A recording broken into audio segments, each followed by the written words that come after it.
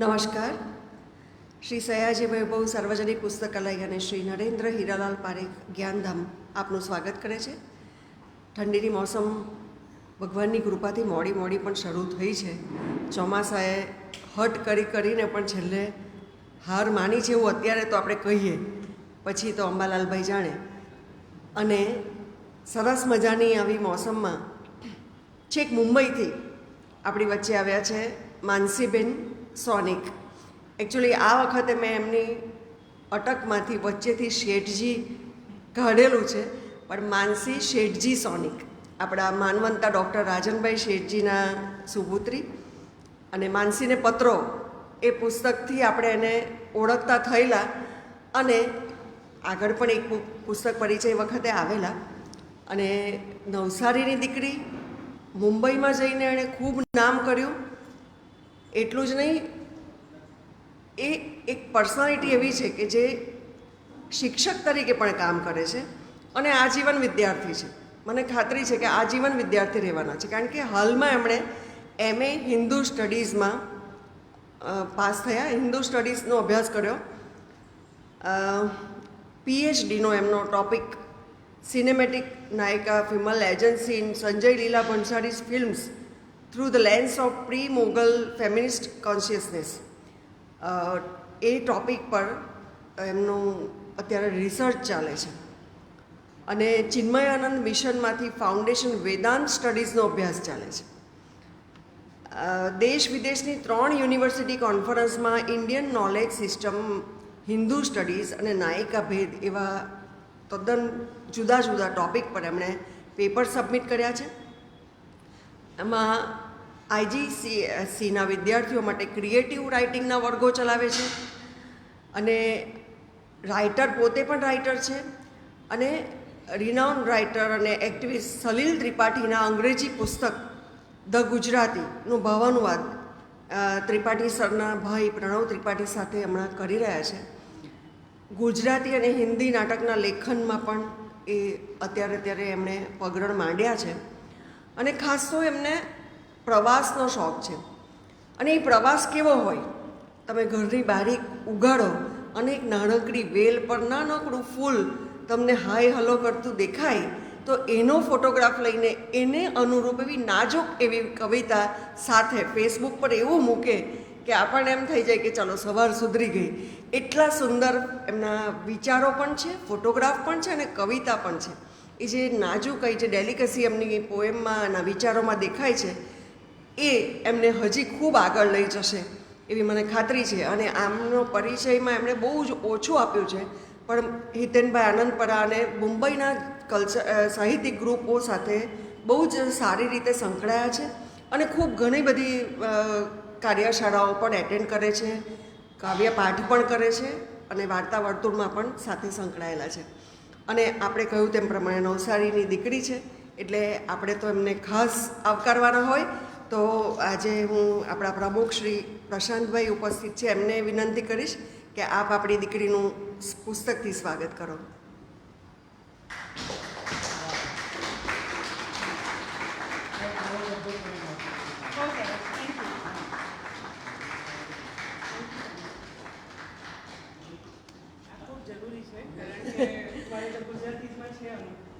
ખાસ મને એક વાત એમની જો સૌથી સારી હોય તો, મેં દીકરી એટલા માટે કહ્યું કે બહુ વખતથી મુંબઈ સેટલ થયા છે અને પોતાના બાળકોને તો આગળ હવે તો એમના બાળકો પણ ક્રિએટિવ રાઇટિંગ કરતા થઈ ગયા છે.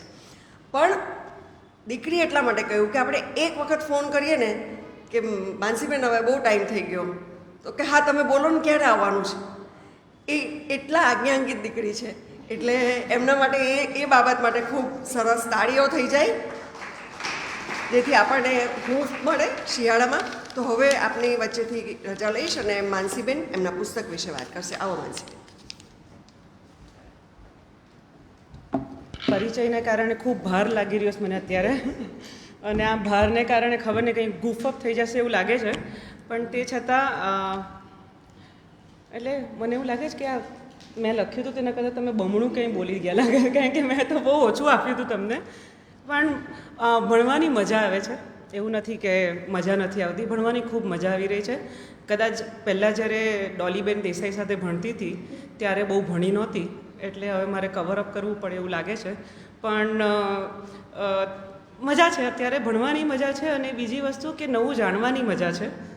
અને આ MA હિન્દુ સ્ટડીઝ હું તમને એટલે માટે કહું છું કારણ કે એ એવો સબ્જેક્ટ છે જે આપણે હિન્દુત્વ તો બધા પ્રોક્લેમ કરતા હોઈએ કે હિન્દુત્વ, સનાતન બધું બોલીએ છીએ, પણ આપણામાંથી કેટલા નખશીખ હિન્દુત્વ વિશે જાણે છે, બોલે છે, કેટલા લોકો શ્લોક બોલી શકે છે, કેટલા લોકોએ ગીતાનું અધ્યયન કર્યું છે.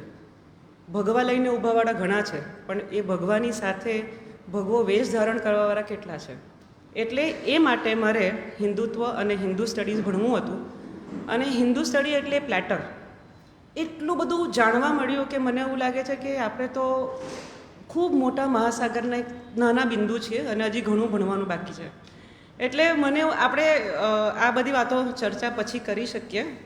આજનું એક પુસ્તક જે હું લઈને આવી છું, એ પુસ્તકમાં પુરુષોનો વિરોધ નથી, અને હું ફેમિનિસ્ટ પણ નથી, અને સુડો ફેમિનિઝમમાં પણ માનતી નથી, કારણ કે ફેમિનિઝમ એક બહુ ચગાવી ગયેલો, વધારે પડતો ઇન્ટુ ઇન્વર્ટેડ કોમા વર્ડ્સ થઈ ગયો છે, અને જેનો લોકો ફાયદો પણ ઉઠાવી રહ્યા છે.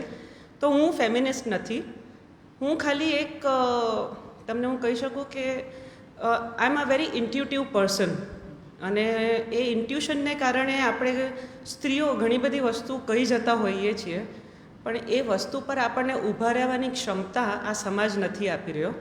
અને એ જે આપણે ભૂલી ગયેલી જે કળા છે ઇન્ટ્યુટિવનેસની, એ કળાને જાણવા માટે આ એક મેક્સિકન રાઇટર છે, અને જેમણે આ એક પુસ્તક લખ્યું છે.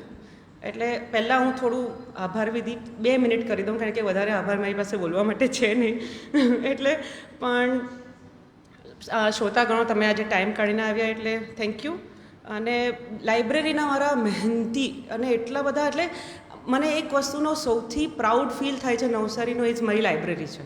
કારણ કે જે સમર વર્કશોપ કર્યા છે, અને જે માધવીબેન તમે બધાએ જે મહેનત કરીને છોકરાઓને સ્ક્રીન ટાઈમથી દૂર રાખ્યા છે, વન્ડરફુલ જોબ. એટલે મારે, અને ભવિષ્યમાં હું મારા પપ્પાના માથા પર પડવાની જ છું, એટલે ત્યારે હું અહીંયા લાઇબ્રેરીમાં ચોક્કસ મારું કાર્ય તમે બધા અલાઉ કરો તો I would love to be here. હવે નવસારી મને બોલાવે એટલે મારે આવવું પડે, કારણ કે નવસારી મારું કાળજું છે, પણ મુંબઈ મારું માળખું છે. એટલે મારે નવસારીમાં અહીંયા હું ધબકું હોઉં, અહીંયા હું ખુશ રહું, મુંબઈમાં બધું કામ કરતી હોઉં. એટલે મુંબઈમાં હું કાર્યરત રહું છું, પણ અહીંયા હું ધબકતી હોઉં છું નવસારીમાં. અને એક તથ્ય હું બહુ સરસ રીતે જાણી ચૂકી છું કે કોઈ પણ વસ્તુ થતી હોય ને તેની પાછળ એક ખૂબ મોટું પ્રયોજન હોય છે. અને એ પ્રયોજન એટલે આપણું ઇન્ટ્યુટિવનેસ. અને કંઈ પણ થતું હોય ને એટલે એની પાછળ એક કારણ હોય છે. કારણ મોટી ભાગે તો આપણે કહીએ ને તો આધ્યાત્મિકતા સમજીએ ને તો તમને ખ્યાલ આવે કે everything has a purpose, and every purpose has a following work on it. એટલે આ જે આપણે ઇન્ટ્યુટિવનેસ વિશે વાત કરીએ છીએ, આ વર્ડ ઘણી બધી વાર આવશે અહીંયા. અને એ પુસ્તક આજે આપણી લેખિકા છે Clarissa Pinkola Estes. Okay, she is a Mexican, પણ અમેરિકામાં રહે છે. આજે 80 વર્ષની ઉંમરે એ હજી જીવિત છે. અને આ જે પુસ્તક છે એ ન્યૂયોર્ક ટાઈમ્સના બેસ્ટ સેલર અને રીડરમાં 145 ડેઝ માટે રહ્યું હતું, which is a very big thing. કારણ કે ન્યૂયોર્ક ટાઈમ્સના બેસ્ટ સેલર કે બેસ્ટ રીડર બુક થવા માટે, અને તે પણ 145 ડેઝ 145 એના માટે ખૂબ મોટી વસ્તુ છે. એટલે એમણે છે ને 1960માં વર્લ્ડ વોર 1 અને 2 દરમિયાન કોરિયન અને વિયેટનામીઝ સૈનિકોને માટે સેવા ભજવી હતી. અને મુખ્યત્વે એવા વોટ યુ કોલ સૈનિકો હતા જે લોકોએ પોતાના વોરમાં અંગ ગુમાવી દીધા હતા, કે સાયકોલોજીકલી ડિસ્ટ્રેસ હતા, કે પછી તમે કહી શકો તો એ લોકો કંઈ ને કંઈ ગુમાવીને બેઠા હતા. એમણે માયા એન્જેલોની માઇનોરિટી હેલ્થ ફાઉન્ડેશનમાં તંદુરસ્તી તરીકે પણ એમની કામ કરી ચૂક્યા છે. અને આટલી બધી પીડા અને દુઃખ જોયા બાદ એમણે આધ્યાત્મ અને જીવનના પૂર્ણ સત્ય તરફ પ્રવાસ ખેડ્યો છે. અસ્તે એ માયા એન્જેલો અને ટોની મોરિસન જેવી દિગ્ગજ લેખિકાઓ સાથે ન્યુયોર્કમાં એક કાવ્ય પઠન પણ કર્યું છે વિચ ઇઝ બહુ ફેમસ છે અત્યારે. અને એમને ઘણા બધા પુરસ્કાર અને પારિતોષિક પણ મળ્યા છે. હવે આ પારિતોષિક ને પુરસ્કાર પરથી મને અત્યારે મારી એક મીટિંગ થઈ હતી યશસ્વી ચંદ્ર સિતાંશુ યશસ્વી ચંદ્ર સાથે. સો એ આવ્યા અને એક આપણે સેજલબેન શાહ કરીને એ છે તો એમણે કહ્યું કે સિતાંશુભાઈને ઘણા બધા શું કહેવાય પુરસ્કાર મળ્યા છે. એટલે એમણે એમને ઊભા રાખ્યા અને કહ્યું કે પુરસ્કાર સાથે તિરસ્કાર આવે અને પારિતોષ સાથે સંતોષ આવે. એટલે તમે કવિઓ અને લેખકોને પુરસ્કાર આપવા કરતાં પારિતોષ આપવાનું ચાલુ કરો, કારણ કે સંતોષ ત્યારે જ આવે જ્યારે પારિતોષ મળે. એટલે પારિતોષિક વધારે જરૂર છે, પુરસ્કાર અને તિરસ્કાર એટલો જરૂરી નથી. આ નાની સી વાત સિતાંશુભાઈની. અને સિતાંશુભાઈ એક બહુ મોટા ગુજરાતી લેખક છે. તમે એમની ઘણી બધી કવિતાઓ વાંચી શકો અને એ પણ મારા જેવા થોડા તોફાની લેખક છે. એટલે એમનું અત્યારે ઘણી બધી વસ્તુઓ એ લોકો ચાલે છે. હવે આપણે પાછા એસ્તે તરફ જઈએ. Woman who run with the wolf. Woman who run with the wolf એટલે આપણે અહીંયા છે ને એક બે ત્રણ શબ્દો હું તમને બહુ ક્લિયર કરી દઈશ. જ્યારે પણ આપણે એક વાઇલ્ડ વુમન કન્સેપ્ટ વિચારતા હોઈએ ને, તો જ્યારે તમે ગૂગલ પર ગુજરાતીમાં સર્ચ મારો ને તો તમને જંગલી સ્ત્રી એવો વર્ડ આવે. ઓકે, ક્યાં તો ડાકણ એવો વર્ડ આવી શકે. એટલે જ્યારે તમે પણ એ વાઇલ્ડ વુમન કન્સેપ્ટ એ કાર્લ યુંગનું અન્ડરસ્ટેન્ડિંગ છે. અને વાઇલ્ડ વુમન કન્સેપ્ટ એવો છે કે જ્યાં જે સ્ત્રી ઇન્ટ્યુટિવનેસને પોતાની હથિયાર બનાવીને પોતાનું જીવન જીવી શકે તેવી સ્ત્રીને વાઇલ્ડ વુમન આર્કટાઇપ કહેવાય છે યુઝ્યુઅલી. પણ અહીંયા એવું છે કે આપણે એવું શીખ્યા જ નથી અને આપણે એવું સમજ્યા જ નથી કે વાઇલ્ડ વુમન જેવી પણ કોઈ કન્સેપ્ટ હોઈ શકે. આપણે અહીંયા મોસ્ટલી એ ક્યાં તો ગાંડી, ક્યાં તો લે ભાગું, ક્યાં તો ચક્રમ is the mostly the word આપણે જે વાપરતા હોઈએ છીએ. પછી તો ઘણા બધા શબ્દો વપરાતા હોય છે વાઇલ્ડ વુમન માટે, પણ આ એક કન્સેપ્ટ છે. આ જે બુક છે ને તે મને દિલ્હીના બહારી એન્ડ સન્સ કરીને ખૂબ સુંદર પુસ્તકાલય છે ખાન માર્કેટમાં, ત્યાં સામે પડેલું મળ્યું. અને હું એ પણ પાછો સંકેત સમજું છું કે મારી સામે એ પુસ્તક આવવું એ બહુ મોટી એક મને હું છે ને આમ નાના નાના સંકેતોમાં બિલીવ કરતી હોઉં છું. તો એ પુસ્તક સામે જાતે આવવું એ મારા માટે બહુ થોડું અજુગતું હતું.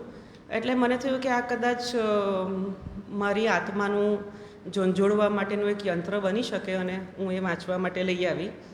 હવે આમાં બીજું છે ને એક તમને એક ઇન્ટ્યુટિવનેસ, એટલે તમે તમારામાંથી ઘણા બધા ઇન્ટ્યુટિવનેસને આમ કહેતા કે હા મારું ઇન્ટ્યુશન કહે છે, કે મારું મગજ એવું કહે છે, કે મારું મન એવું કહે છે કે મારે આજે નથી જવું, આજે મારે નથી કરવું, આજે મારે ખબર નહીં કેમ આજે મારું મન બહુ વિચલિત છે, એવું આપણે કહેતા હોઈએ છીએ પણ કરતા નથી હોતા. કારણ કે જે નથી કરવાનું ને તે આપણને શીખવવામાં આવ્યું છે કે એ તો હોય એવું મન તો બોલે, મન તો કરે. એ પણ એ આપણને હંમેશા એ આઈ થિંક સ્ત્રીઓ સાથે ને પુરુષો સાથે પણ ઘણીવાર થતું હોય છે કે આપણે મન બીજું કંઈ હોઈએ અને આપણે કરતા બીજું કંઈ હોઈએ છીએ. અને ત્યારે પછી આપણને એમ થાય કે એ નહીં કર્યું હોતે તો સારું થતે, કારણ કે આપણને એવા ઇન્ટ્યુશન્સ ઘણીવાર આવતા હોય છે. તો આપણે સ્ત્રીઓ, આમાં હું આજે પુસ્તક સ્ત્રીઓ માટે છે એટલે હું કહું છું, પણ આપણા ઇન્ટ્યુશન્સ 100માંથી 80 વાર મને એવું લાગે છે કે સાચા હોય છે. ક્યાં તો એ આપણે પાસે ભૂલાવી દેવામાં આવ્યા છે, ક્યાં તો આપણને એના પર શંકા કરવા માટે કહેવામાં આવ્યું છે, ક્યાં તો આપણને કહેવામાં આવ્યું છે કે આ બધું ખોટું છે. અને એનું છે ને એનું ઘણા બધા કારણો હોઈ શકે. કારણ કે આપણે પુરુષો જે છે ને, પુરુષો એકદમ પ્રેક્ટિકલ, આર્થિક રીતે સમજદાર અને એવી ઘણી બધી વસ્તુઓ હોય છે. અને ઔદ્યોગિકરણનું જ્યારે ક્રાંતિનો સમય હતો ત્યારે જ્યારે સ્ત્રીઓ કહે કે ના ભાઈ આપણે અહીંયા તો ફેક્ટરી ના જ નાખી શકીએ, અહીંયા તો આપણે આ ના જ કરી શકીએ, આ તો આપણે આમ ના, એ અવરોધોરૂપ બનતી સ્ત્રીઓને કે અવરોધોરૂપ બનતી એવી ઇન્ટ્યુટિવનેસને આપણે દબાવી દીધી હતી ત્યારે. અને એને કારણે આપણી જે અત્યારની મોડર્ન વુમન છે એ બધું ભૂલી ગઈ છે. એટલે તમારે છે ને, તમે જોવા જાઓ ને તો આપણે આમ કહીએ ને કે am I right or am I wrong, am I doing it right, am I suppose to be doing this, am I not doing it. કારણ કે આપણને એના પર સંદેહનો એક સંદેહ કરી દીધો છે એના પર. હવે આ જે છે ને, તમે જુઓ ને તો પાષાણ યુગ હોય કે વૈદિક કાળ હોય કે આપણે મહાભારત હોય કે રામાયણ હોય, સ્ત્રીઓનું એક કેરેક્ટરાઇઝેશન હતું જે ખૂબ જ અગત્યનું હતું. પહેલાંના સમયમાં એવું હતું કે પુરુષો પ્રોવાઈડર્સ હતા, શિકાર કરીને આવતા, લડાઈ કરીને આવતા, વસ્તુઓ લઈને આવતા, જે પણ આવતા એ આવીને કબીલાની કે સમાજની સ્ત્રીને આપી દેતા અને એ પછી એને વહેંચતી, સાચવતી, સંઘરતી, જે કરતી હોય એ. પણ એવું એક ટ્રસ્ટ હતું, કારણ કે એ પોષણ કરતા હતી. ઓકે, એ સ્ત્રી જે હતી તે પ્રજનન કરી શકતી હતી અને જે સ્ત્રી હતી તે એનામાં સાચવવાની ક્ષમતા હતી. હવે તમે જુઓ તો આપણે અમેરિકન ડ્રીમ્સ આવ્યા અને ત્યારે આપણે જોવા જઈએ તો અમેરિકન ડ્રીમના કાળમાં એવું થયું કે એટલી બધી વસ્તુઓ બનવા માંડી અને એટલી બધી વસ્તુઓ તમે માર્કેટમાં મુકાવા માંડી કે 2 જણે તો કામ કરવું જ પડે, એ વાળો કન્સેપ્ટ આવી ગયો કે ભાઈ 2 જણ કામ કરશે ને તો જ આ ઘર ચાલશે. પણ એમાં જે પ્રાથમિક સ્ત્રીઓનું જે મૂળભૂત કામ છે કે આવનારી પેઢીને સાચવવાનું, આવનારી પેઢીને પોષણ આપવાનું, આવનારી પેઢીની રક્ષા કરવાનું અને આવનારી પેઢીને શિક્ષણ આપવાનું, એ બધું કોઈ ગેરના હાથમાં જતું રહ્યું છે. જ્યારે આ બધું પહેલાં ઘરની સ્ત્રીઓ કરતી હતી. સંસ્કાર આપણે સાચવતા હતા, ઓકે, ઘર આપણે સાચવતા હતા, આર્થિક રીતે પણ આપણે જ સાચવતા હતા. તમે જુઓ, એને તમે એક સરસ ઉદાહરણ આપું. મહાભારતમાં જ્યારે અર્જુન દ્રૌપદીને એ કરીને આવે છે એના સ્વયંવરમાંથી અને કુંતીને કહે છે કે માં જુઓ હું શું લાવ્યો, એટલે એણે જોયા વગર કહી દીધું કે ભાઈ તમે બધા 4 ભાઈઓમાં વહેંચી દો, બરાબર. હવે એ એક ઘરની મુખિયા હતી ત્યારે અને એનું કહેલું કથન પાછું વળી શકે એવું નહોતું. એ શા માટે? કારણ કે સ્ત્રીઓને ત્યારે એટલો અધિકાર આપવામાં આવ્યો હતો કે ભાઈ તમારું કહેલું ફાઇનલ અને એ જ આગળ થશે.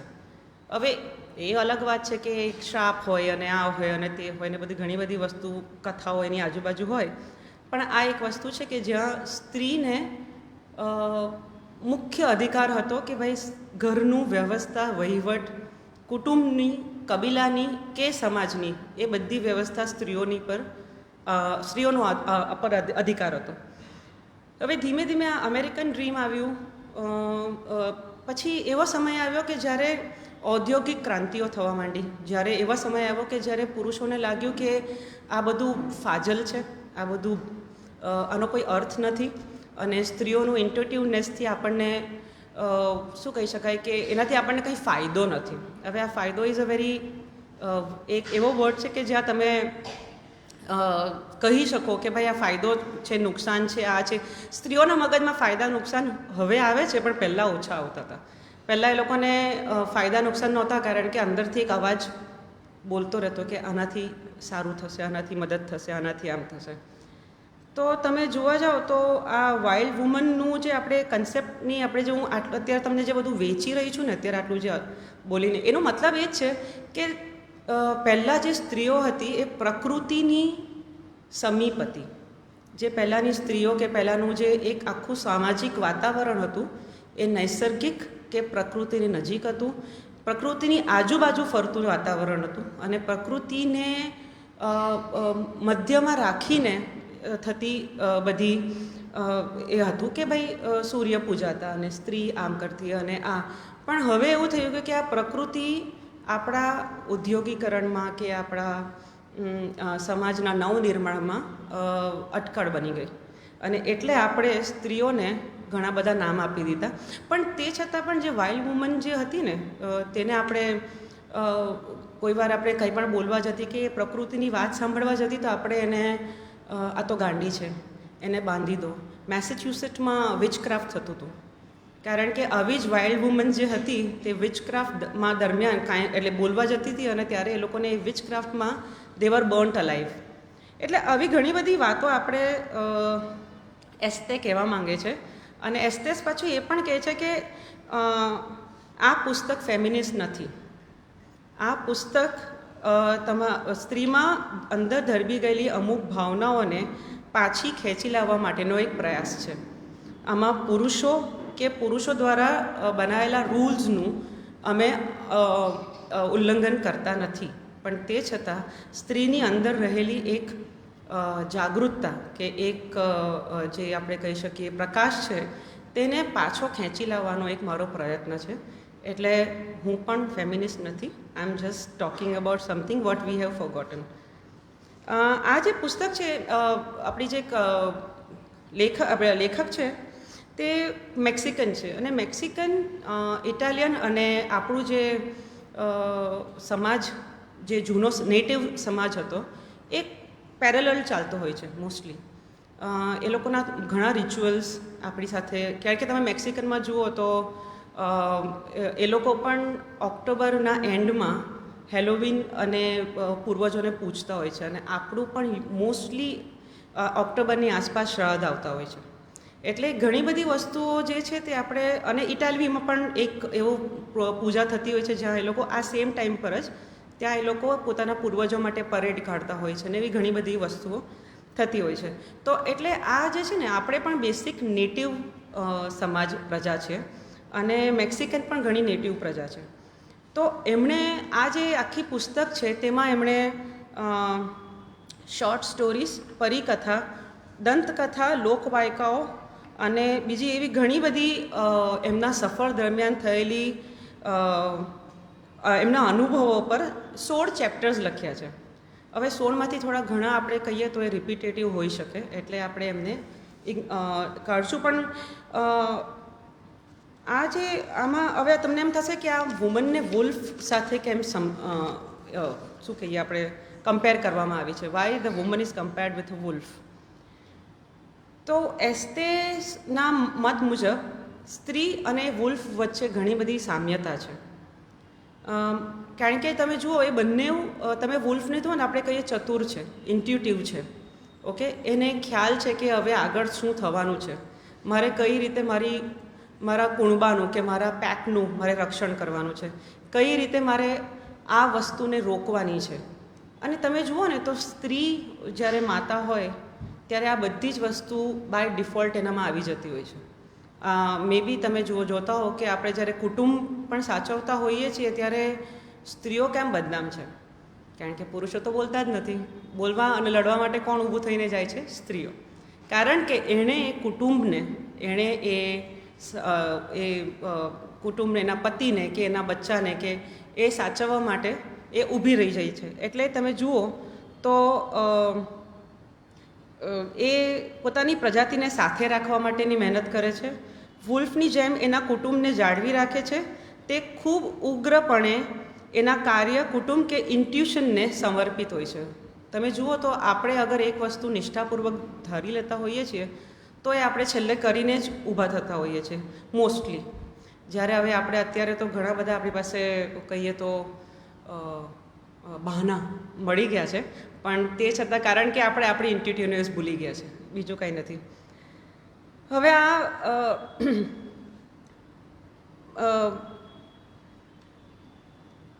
એક જ મિનિટ. ઓકે, બીજું એક વર્ડ છે ને વારે ઘડીએ આ પુસ્તકમાં યુઝ થાય છે, એનું નામ છે ઓવર ડોમેસ્ટિકેશન.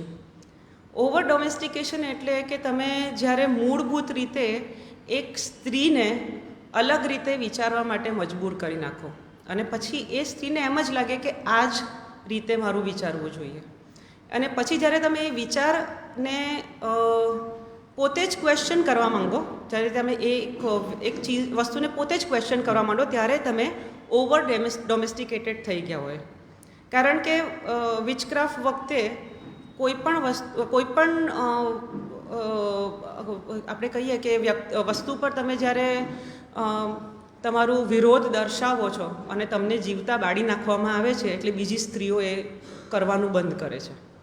આવી રીતે ઘણી બધી વાર થયું છે કે સ્ત્રીઓને એમનું મૂળભૂત રીતે દાબી દેવામાં આવી છે, કારણ કે કાં તો પુરુષને ઔદ્યોગિકરણ કરવું હતું, ક્યાં તો પુરુષને સમાજમાં પાવર પોતાના હાથમાં લેવા હતા, ક્યાં તો એમણે સમર્પણની ભાવના ઓછી હતી. આ 3 વસ્તુ થઈ શકે.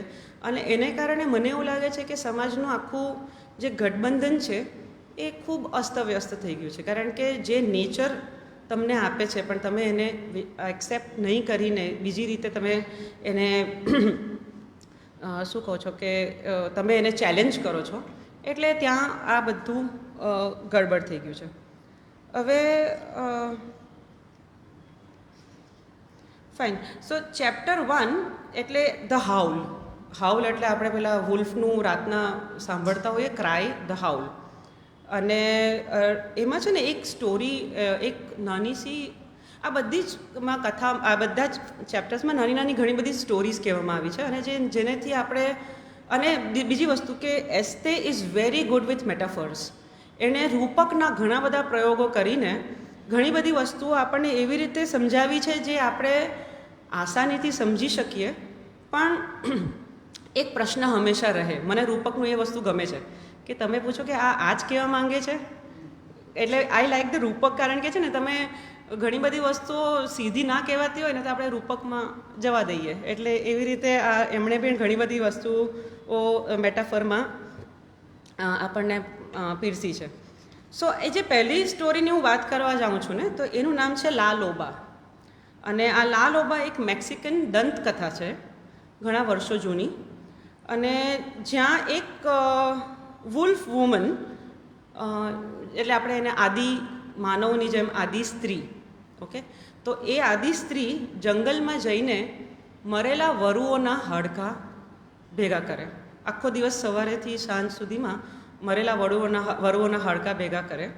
રાતના એ બધાને વ્યવસ્થિત ગોઠવે અને એ ગોઠવ્યા પછી જંગલી ગીતો ગાય, પણ તે પણ અગ્નિ દેવતાની સામે. હવે આ બધું જ નૈસર્ગિક છે, બધું પ્રાકૃતિક છે, આમાં કાંઈ પણ વિચક્રાફ્ટ નથી. પણ હા, એણે ગાયું. હવે એ ગાયા બાદ જે વુલ્ફ છે, હું એટલા માટે વુલ્ફ બોલું છું કારણ કે વરુ ને એવું બધું બોલીશ ને તો બધા કન્ફ્યુઝ થઈ જશે, એટલે હું વુલ્ફ જ રાખીશ એને. એટલે આ જે અગ્નિ બાદ જે ગીતો ગાયા અને એના પછી જે વુલ્ફ માં હાડ, માંસ, ચામડું બધું બને છે. અને એ વુલ્ફ અંતે આખું ઊભું થઈને જંગલમાં નાસી જાય છે. હવે આમાં જે એક રૂપક વપરાયું છે ને એ ખૂબ સુંદર છે. એ એસ્તેસ કહે છે કે આ ભૂલાઈ ગયેલા વાઇલ્ડ વુમન અવશેષો આપણે આંતરિક રીતે શોધી અને એ સ્ત્રીને વાપસ પાછા જીવતા કરીએ, એ તમારું આ વાર્તાનું તમે શું કહે કે નિચોડ છે, હાર્દ છે. કે ભાઈ એક સ્ત્રી જે છે તે અંદરના ભીતરમાં દબાઈ ગયેલા બધા હાડકાઓ એટલે જૂની યાદો, તમારા અનુભવો, કે પછી તમારા શું કહી શકાય કે intuitiveness, I am coming back to it. તો એ ઇન્ટ્યુટિવનેસ ભેગી કરે છે. ઓકે, જંગલી ગીતો ગાય છે, means she wants you to go back to the wilds. એટલે જંગલી ગીતો ગાય છે. અને પછી જે વરુ બને છે, ધ વુલ્ફ બને છે, ઓકે, તેને પકડીને રાખતી નથી, એ એને મુક્ત કરે છે. એટલે દરેક સ્ત્રીઓને કે પુરુષોને પણ હું કહું કે ભાઈ આપણે ઘણી બધી વસ્તુઓ અંદર ભરી દઈએ છીએ, બરાબર, પણ હવે એને તમે શોધવા માટેનો પ્રયત્ન નથી કરતા. આ તો આમાં જ હોય, ના આ તો આમાં જ ચાલશે, એ તો એવું જ છે વર્ષોથી. પણ વાય નોટ, ટ્રાય કરો. એટલે અંદર ના હાડકાં, એટલે અંદર આપણે દબાવેલી બધી વસ્તુઓ જૂની બધું કાઢો, એમાંથી એક સરસ વુલ્ફ બનાવો અને પછી એને મુક્ત કરો. સો લા લોબા જે આપણી વાર્તા છે તેનું કહેવાનું બહુ ખૂબ સુંદર છે. મને એવું લાગે છે કે આ મેક્સિકન લોકોને આપણે છે ને મેકલા કરીને કરતા હોઈએ છીએ, પણ એ લોકોનું આપણે સમજવા જઈએ તો there is lot of spirituality and there is lot of understanding to nature. So મને એવું લાગે છે કે આપણે જ્યારથી કુદરતથી દૂર થયા છે ત્યારથી ખૂબ કૃત્રિમ થઈ ગયા છે, અંદરથી અને બહારથી. તો કદાચ આ પુસ્તક પછી કદાચ તમે લોકો એવું વિચારી શકો કે આપણે કુદરતના સમીપ રહીને કદાચ કંઈ નવું ઉજાગર કરી શકીએ.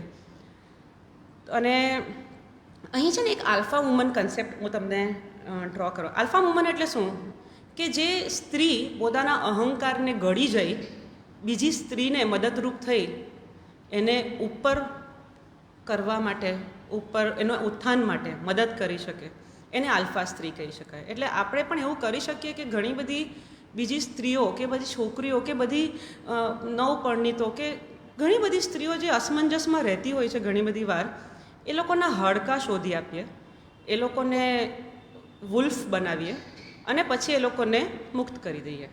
એટલે આપણે કદાચ એવું કંઈ કરીએ તો વધારે સમાજને સારું થઈ શકે અને આવતી પેઢી ખૂબ સુંદર થઈ શકે એવું મને લાગે છે. So this is one of the stories.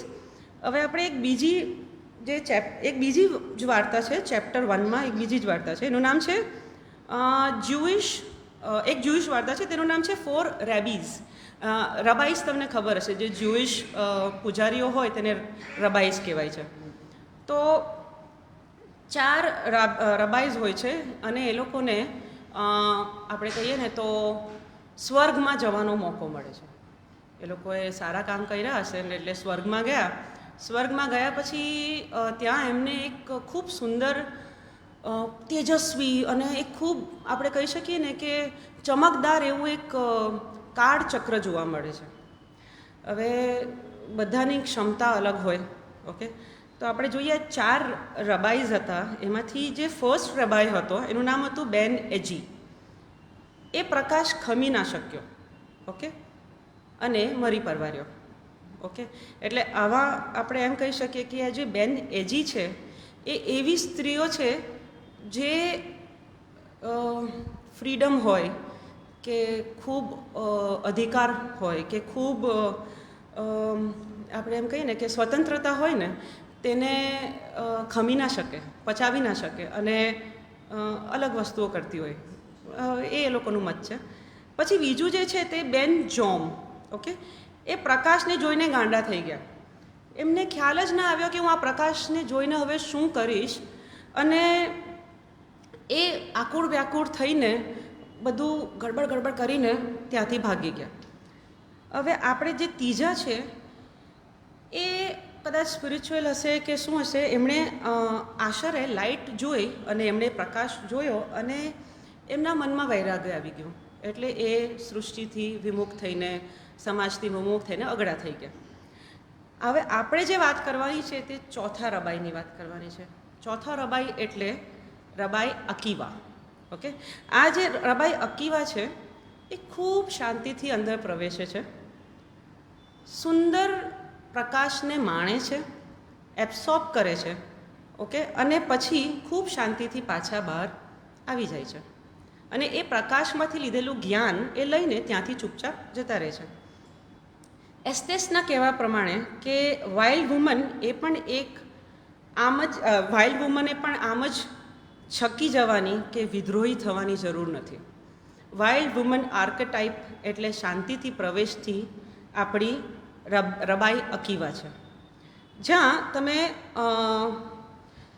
શાંતિથી આંતરિક જંગલમાં પ્રવેશી ત્યાં પોતાની ગુમાવેલી શક્તિઓ શોધી તમે એને પાછું પ્રાપ્ત કરી અને સમાજ, કુટુંબ અને દેશના કાર્યમાં કાર્યરત થઈ જવું જોઈએ, એવું આ એસ્થેસનું કહેવાનો મતલબ છે. હવે એક ખૂબ જ પાતળી રેખા હોય છે જ્યારે આપણે સ્વચ્છંદી અને સ્વકેન્દ્રિત થવા માંડીએ. કારણ કે અમુક વાર એવું હોય છે ને કે આપણે એમ કહીએ ને કે હું તો I am self aware. No, but you might be સ્વચ્છંદી. કારણ કે ઘણી બધી વાર એ એક પાતળી રેખા સ્ત્રીઓ કે પુરુષો કે કોઈ પણ હોય એ સમજી નથી શકતા, કારણ કે એ બહુ ખૂબ અદૃશ્ય રેખા છે. ઓળંગીને આમ જાઓ એટલે તમે અભિમાની, વિદ્રોહી, ઉદ્ધત કે પછી તમે બદલા લેવો કે મારે કંઈ પ્રૂવ કરવું છે એવી એક જુસ્સો આવે જે ઘણીવાર નેગેટિવ પણ હોઈ શકે અને પોઝિટિવ પણ હોઈ શકે. પણ આ એક સ્વકેન્દ્રિતતા જે સ્ત્રીઓમાં કે પુરુષોમાં કે લોકોમાં આવી જાય છે. જ્યારે આપણે જો રાબાઈ અકીવાને અનુસરીએ તો એ સ્ત્રી પોતાના ઉત્થાન માટે સ્ત્રીત્વ સાથે એ ઓળંગે છે, સમાનભેર સ્ત્રી બનીને પાછી બહાર આવીને સમાજ કલ્યાણ માટે કામ કરે છે. એટલે આનું કહેવાનું એમ નથી, એટલે હું તમને કહેતી હતી કે હું ફેમિનિસ્ટ નથી. અને આમાં આ એક રબાઈ અકીવાનું બીજું પણ તમે એક ઉદાહરણ નહીં, તમે એક બીજું એક નિચોડ લઈ શકો કે રબાઈ અકીવા જીવન છે અને આપણે જીવનમાં દરેક દુઃખ હોય કે સુખ હોય કે ગ્લાનિ હોય કે એને એક સમાન અંતરે પસાર કરી જઈએ તો જે અંતમાં આપણને એક જે શાંતિ પ્રાપ્ત થાય છે તે આ રબાઈ અકીવાનું કહેવાનો મતલબ છે. હવે આપણે ચેપ્ટર 2 તરફ જઈએ. એમાં ઘણા બધા વાર્તા અને સંદર્ભો છે, પણ હું એક બ્લુ બિયર્ડની વાર્તા કરીશ. એ બ્લુ બિયર્ડની વાર્તા એમ છે, એ દંતકથા 1697માં રેકોર્ડ કરવામાં આવી હતી એટલે they got it back from the past. કે એક ભૂરી દાઢીવાળો વિકરાળ માણસ એક સુંદર સ્ત્રી સાથે લગ્ન કરે છે અને ત્યારબાદ એ પોતાની મહેલની ચાવી એને આપીને પ્રવાસ ખેડવા નીકળી જાય છે. પછી જ્યારે એ પ્રવાસ કરવા નીકળે છે ત્યારે એ કહીને જાય છે કે ભાઈ તમને હું આ ચાવી તો આપું છું, પણ આ એક દરવાજો તમારે ખોલવાનો નથી. કેમ? તો એમ કે ના, એ તમારે માટે વર્જ્ય છે, તમે ત્યાં નહીં જઈ શકો.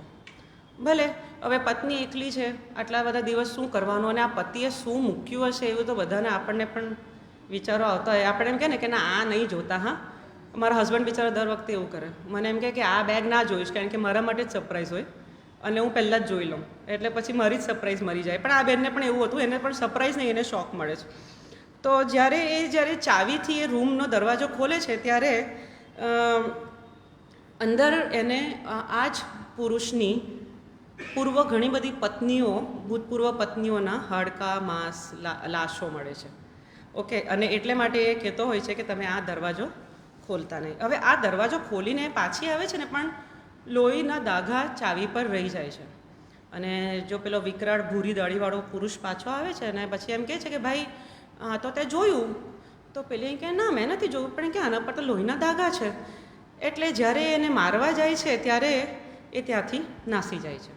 એટલે હવે આમાં છે ને એસ્થેસ કહે છે કે આ ભૂરી દાઢીવાળો જે માણસ છે, ઓકે, તે પતિ એટલે સમાજ અને એના દૂષણો જ્યારે આપણે જોઈએ ત્યારે. ચાવી એટલે ઇન્ટ્યુટિવનેસ, જે આપણે હાથમાં રાખી હોય છે, પણ આપણને કહેવામાં આવ્યું છે ને કે ના, એ જોતા નહીં, એટલે આપણે ચાવી કમરે લટકાવીને ચાલતા હોઈએ છીએ એવી રીતે. અને પછી હિડન રૂમ એટલે તમારી અંદર છુપાયેલી જાગૃતતા. હવે એ જાગૃતતા એટલે પેલી સ્ત્રીને ઇન્ટ્યુટિવલી થતું હતું કે આમાં કંઈ ગડબડ છે. That was her intuitiveness. પણ એને ના પાડવામાં આવી હતી એટલે એણે જોયું નહીં. ઓકે, એ સમાજે આપણને શીખવેલી બધી આદતો, બરાબર. અને પછી જ્યારે આપણે આપણો ઇન્ટ્યુટિવનેસ ખોલીને જ્યારે ચાવી ખોલીએ ત્યારે આપણને અંદરથી ખ્યાલ આવે કે હા, હું જે વિચારતી હતી તે સાચું હતું અને એ પ્રમાણે થઈ રહ્યું છે અને તે પ્રમાણે થશે. પણ આપણે આ બધું ભૂલી ગયા છે. એટલે આ બ્લુ બિયર્ડ કન્સેપ્ટથી એ આપણને આ સમજાવવા માંગતી હતી. અને અહીં સ્ત્રી પોતાની આત્મસૂઝ કેળવવા માટે એને પ્રયાસ કરવા માટે કહેવામાં આવે છે કે ભાઈ તમે ઇન્ટ્યુટિવનેસ છે તો પણ એને support it with some base. તમે એને કંઈ બેઝ આપો, ક્યાં તો તમે એને કંઈ ભણતર આપો, ક્યાં તો તમે જિજ્ઞાસા તમને થઈ છે તો એના બારામાં શોધો. ખાલી વોટ્સઅપ ફોરવર્ડ પર ના ટકો, આગળ વધો. કારણ કે there is lot of things which we are suppose to be learning, જે આપણે હવે ભણતા નથી. આપણે બધું ભગવાન ભરોસે છોડી દીધું, થવાનું હશે તો થશે એવું નહીં. If you have a question, please ask yourself, figure out the answer to it and learn from it, because that is what તમારે, હું આમ કહેવાય ને, અંદરની આત્મા અને અંદરની ચેતનાને એવું બધું જગાડવા માટે આવા પ્રશ્નો, આવા પ્રવાસો, આવા ઘણા બધા તમારે ઉકેલવા પડે, કોયડાઓ ઉકેલવા પડે. અને એને માટે આપણે આજકાલ છે ને we are not taught to do that. We are taught to maybe just accept the things, કારણ કે આ તો આમ જ હોય અને આ તો આમ જ ચાલે ને, વર્ષોથી આમ જ ચાલે છે. એવું આપણે કરવાની જરૂર નથી. Maybe you can figure out a lot of things. હવે આ છે ને આ ત્રીજા ચેપ્ટર તરફ જઈએ અને ત્યાં છે ને એક બીજી એક વાર્તા છે, the doll in her pocket. એક જ મિનિટ. હા,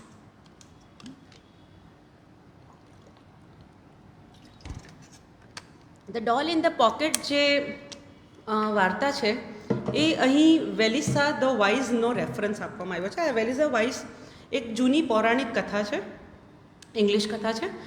તો એમાં શું થાય છે કે મરણશૈયા પર પડેલી માં પોતાની દીકરીને એક નાનકડી ટચુકડી ઢીંગલી આપીને જાય છે અને પછી એ મૃત્યુ પામે છે.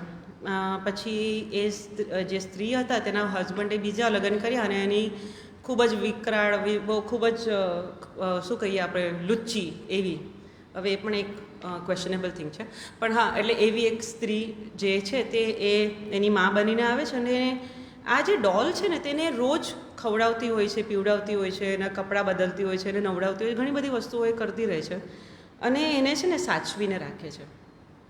હવે આ ડોલ એકવાર બોલવાનું ચાલુ કરે છે. આ જે ઢીંગલી છે એના પોકેટમાંની એ જ્યારે પણ કોઈ સમય એવો કઠિન આવે કે જ્યારે એણે મુશ્કેલ સમય કે દ્વિધામાં એને ગાઈડ કરવા માંડે છે અને એ અહીં જે ડોલ ઇન પોકેટ છે એટલે સ્ત્રીનું અંદરનું તેજ, આધ્યાત્મ. ડોલને ફીડ કરવું એટલે તમારા અંદરના તેજને રોજ થોડું પોષણ આપવું અને તમારા આત્માને પરિપૂર્ણ કરવું અને પછી જે તમને ગાઈડન્સ મળે છે ને એ તમારું ઇન્ટ્યુટિવનેસ છે, એ તમારું લર્નિંગ છે, એ તમારી સેલ્ફ રિલાયન્સ છે. એટલે આ એક નાનકડી કથા દ્વારા એસ્થેસ તમને રોજ કંઈક નવું કરવા માટે કહે છે કે નવું કરો, વિચારો, પ્રશ્નો પૂછો, ઊભા થાઓ અને ઘરેડમાંથી નીકળવાની જરૂર નથી. એટલે આ બધું તમે સમાજમાં રહીને કરી શકો છો. એવું નથી કે તમે સમાજની બહાર કૂદકા મારીને ભૂસકા મારીને જાઓ અને પછી તમારે જ કરવું પડે, એવું કાંઈ નથી. બધું તમે અંદર કરી શકો છો, પણ તમારે પોતાની આત્મા શક્તિને તમારે જાણવાની જરૂર હોય છે એમ. હવે ચેપ્ટર 4 જે છે, હિમ્સ ઓફ વાઇલ્ડ મેન. તો આ જે એક અહીં આપણે એસ્થેસ વાઇલ્ડ મેનને પણ પ્રકૃતિની સાથે જોડાવાનું નિમંત્રણ આપે છે કે ભાઈ પુરુષોએ પણ પોતાની અંદરની શું કહી તમે વાઇલ્ડ મસ્ક્યુલાઇન અને વાઇલ્ડ ફેમિનાઇન. હવે તમે જુઓ તો પુરુષમાં પણ ફેમિનાઇન અને મસ્ક્યુલાઇન બંને હોય છે અને સ્ત્રીમાં પણ મસ્ક્યુલાઇન અને ફેમિનાઇન બંને હોય છે.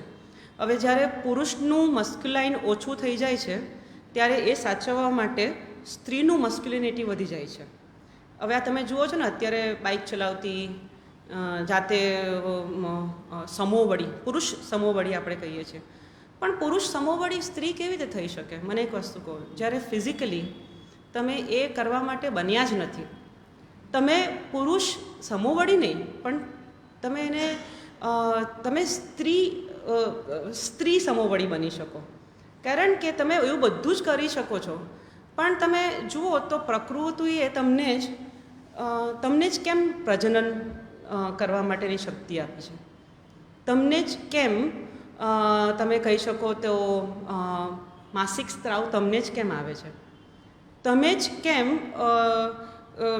હોર્મોનલ મેનાપોઝલ સાયકલ્સમાં જતા હોવ છો? કારણ કે જે વ્યક્તિ કે જે જેન્ડર જે પ્રકૃતિથી ખૂબ નજીક છે, જેનામાં એટલી શક્તિ છે, જેટલામાં એનું સામર્થ્ય છે, સામર્થ્ય is a word we can use, એ સામર્થ્યના પ્રમાણે એમને કાર્ય સોંપવામાં આવ્યું છે. એ તમે જુઓ તો સ્ત્રી શક્તિ અલગ છે અને પુરુષ શક્તિ અલગ છે. તમે એ બંનેને કમ્બાઇન્ડ કરો ને ત્યારે આપણે શિવશક્તિ ભેગા થાય છે અને એ શિવશક્તિ જે બને છે ને તે સમાજને એનું આગળ વધારી શકે છે.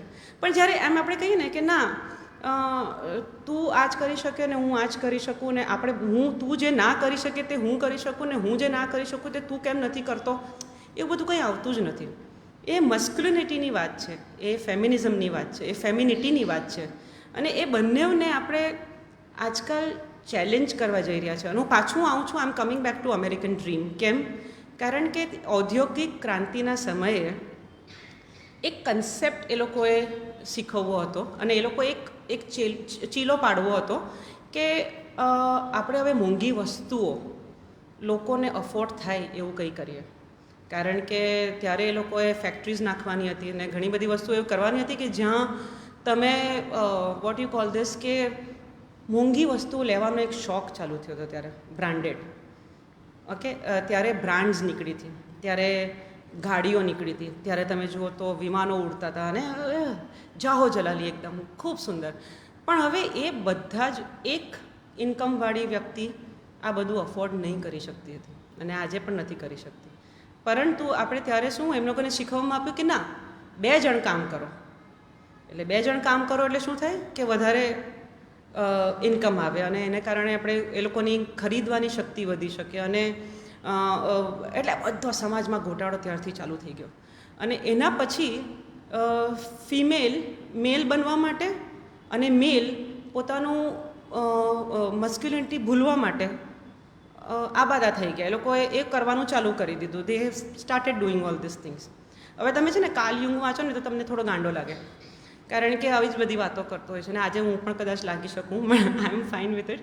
કારણ આ જે વસ્તુ જે બધું થયું હતું ને, એટલે આપણે શું છે, આપણે આપણા મૂળિયા ભૂલી ગયા અને આપણે હવે એક દોટ મૂકી જેમાં આપણે ભાગીને વસ્તુઓ, સામાનો બધું એક ભેગું કરવાનું એક હરોળ ચાલુ કરી દીધી, જ્યાં દેખાદેખી. અને એને કારણે આપણે છે ને સ્ત્રીઓને વાપરવાનું ચાલુ કર્યું કે તમે આ કરો. એટલે સ્ત્રીઓમાં શું થઈ ગયું કે પૈસા કમાવાનું ચાલુ થઈ ગયું, પણ બાળકો આયા ઉછેરવા માંડી. ઓકે, અને એને કારણે શું થવા માંડ્યું કે તમારા સંસ્કારો, તમારા અનુભવો, તમારી વાર્તાઓ, ઓકે, તમારી શું કહીએ એ બધી પરંપરાઓ બધી જ આયાની પરંપરા થવા માંડી કે ટીવી પરથી આવવા માંડી. એટલે હું I am not against anybody working, okay, but I am just saying કે આ એક વિશિયસ સર્કલ છે જે આપણે અહીંયા તો હજી બી ચાલે છે કે only 1% works and other person. પણ એટલે હું એમ નથી કહેતી કે આપણે પુરુષ સમૂહવાળું બનવું જોઈએ, પણ આપણે પુરુષને મદદ કરતા હોઈએ એવા આપણે જરૂર બની શકીએ. હવે આપણે જઈએ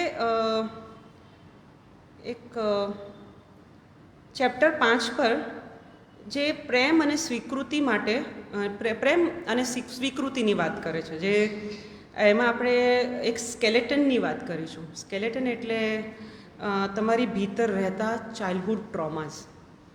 હવે આ ચાઇલ્ડહુડ ટ્રોમાને આપણામાંથી ઘણાને ખ્યાલ જ નથી હોતો, કારણ કે એક એવી આખી જનરેશન આવી ગઈ છે જે ટ્રોમા સાથે જીવી ગઈ છે. અને એ જે સાયકોલોજીકલ ટ્રોમાસ છે ને, એણે આપણું જે મૂળિયા છે ને એ ઘણા વીક કરી નાખ્યા છે. હવે તમે એમ કહેશો ને કે કોઈ તમને એમ કહે ને કે યાર દોસ્ત તે આવું કેમ કર્યું, મેં શું કર્યું, મેં તો આવું કર્યું નથી. Defensiveness is also a trauma. It's a trauma bond, it's a trauma understanding. એટલે તમે જ્યારે કોઈ પણ પ્રકાર વસ્તુ પર રિસ્પોન્ડ કરવા કરતાં પોઝ મારીને રિસ્પોન્ડ કરો, તમે રિએક્ટ કરો ને, સ્નેપ કરો ને, એટલે એ તમારું ટ્રોમા બોન્ડ કહી શકાય. ઘણી બધી વસ્તુઓ આપણે એવું કરતા હોઈએ ને કે આપણને ખ્યાલ જ ના આવે કે આપણે કોઈ ચાઇલ્ડહુડ ટ્રોમાની અંદર ફસાયા છીએ.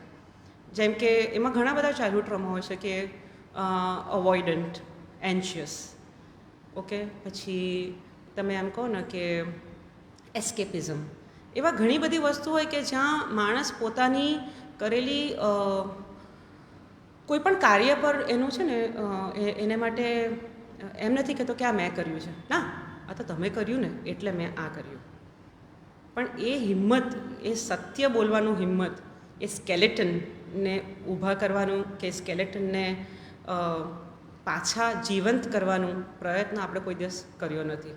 એટલે એ જે જનરેશન આપણને, અને એ જનરેશન પછી બીજી એક જનરેશન આવી છે જે કમ્પ્લીટલી અવોઇડન્ટ જનરેશન છે. એ એમ લાગે છે કે ભાઈ જવા દો, આમાં કંઈ માલ નથી, જેમ ચાલે તેમ ચાલવા દો, નથી કરવું. કારણ કે એ લોકો પણ અલગ પ્રકારના ટ્રોમામાં, એટલે આપણે અહીંયા બધા બેઠા છે ને, ઇવન હું અત્યારે જો મને એન્શિયસનેસ થઈ રહી છે, that is my એન્શિયસ attachment style. અને મને એમ થતું રહે છે કે યાર હું ખોટું કરીશ ને આ લોકો જતા રહેશે. This is what I feel, you know. એટલે આ બહુ બધી સાયકોલોજીકલ અન્ડરસ્ટેન્ડિંગ છે જે આપણે રોજના જીવનમાં જ એમ જ લેતા હોઈએ છીએ. આપણે એને બહુ ભાર નથી આપતા. તો આ ચેપ્ટર 5માં છે ને એ એમ કહે છે કે સ્કેલેટન એટલે આપણી ભીતર રહેતા ચાઇલ્ડહુડ ટ્રોમા. અને એક ફિશરમેન હોય છે જે એ સ્કેલેટન વુમનના પ્રેમમાં તો હોય છે, પણ એને સ્વીકૃતિ નથી આપી શકતો. કારણ કે એ વુમનથી ભાગતો રહે છે. અને કનેક્શન એમાં પછી છે ને એવું હોય ને કે જ્યારે અવોઇડન્ટ અને એન્શિયસ એ બંને ભેગા થાય ને એટલે કનેક્શન સેપરેશન એવું બધું થતું હોય.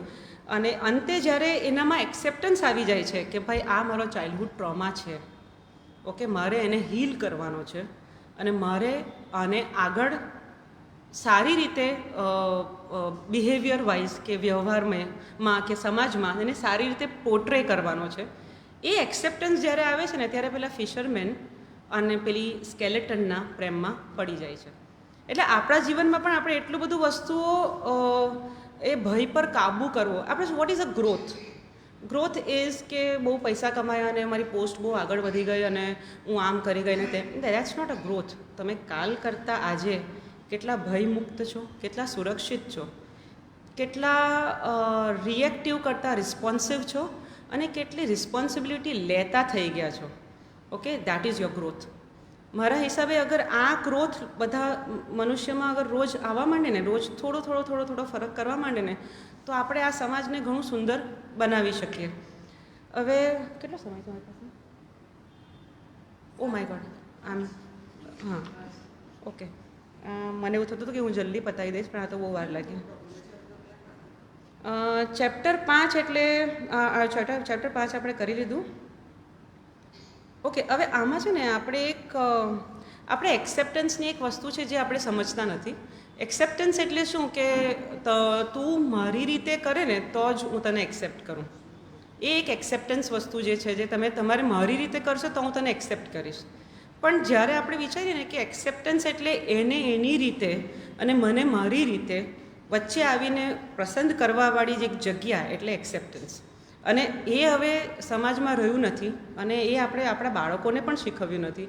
અને આપણે જોવા જઈએ ને તો એને કારણે પ્રેમમાં, સંબંધોમાં કે પછી લગ્નોમાં ઘણી બધી આપણે ઘણા સમીકરણો બદલાઈ ગયા છે હવે. એટલે એ એક્સેપ્ટન્સ લેવલ આપણે લાવવાની ખૂબ જરૂર છે કે ભાઈ તું આમ છે પણ મને આમ જ ગમે છે, બદલાઈશ નહીં. અને પણ તું બદલવું છે તો તું બદલાઈ જા, પણ મને થોડો સમય આપતો હું તને એવી રીતે એક્સેપ્ટ કરવામાં સમય લગાડીશ. એટલે એ પ્રમાણે એક ગુણાકાર ભાગાકાર સમીકરણો આપણે સેટ નથી કરતા. આપણે ખાલી તું મારી રીતે કરે તો જ હું તને પ્રેમ કરું એવાવાળા કન્ડિશન્સ મૂકતા હોય છે. ચેપ્ટર 6 એટલે ક્લાસિકલ ટેલ ઓફ અગલી ડકલિંગ. અગલી ડકલિંગ એટલે dark horse of your family. હું દર વખતે મારી જાતને ડાર્ક હોર્સ કહું છું કારણ કે હું ખૂબ જ તોફાની હતી. મને તો એકવાર ડોલી મેડમે આવીને કહ્યું પણ હતું કે મેં કે શેઠજી કોઈ વાર તો ક્લાસમાં બેસો, કારણ કે એટલી બધી મને પનિશમેન્ટ મળતી હતી. I use to be always a dark horse of my. બીજા બધા લોકોનું નામ નહીં લઈશ પણ અમે ખૂબ જ તોફાની હતા બધા. અને એટલે છે ને આપણે અગલી ડકલિંગવાળું એક આપણને બધાને જ ખબર છે અગલી ડકલિંગ કોણ છે. અને એક બધા સુંદર એક ડકને છે ને 10 બચ્ચાઓ આવે છે અને એમાંથી એક બચ્ચું છે ને થોડું કાળું નીકળે છે.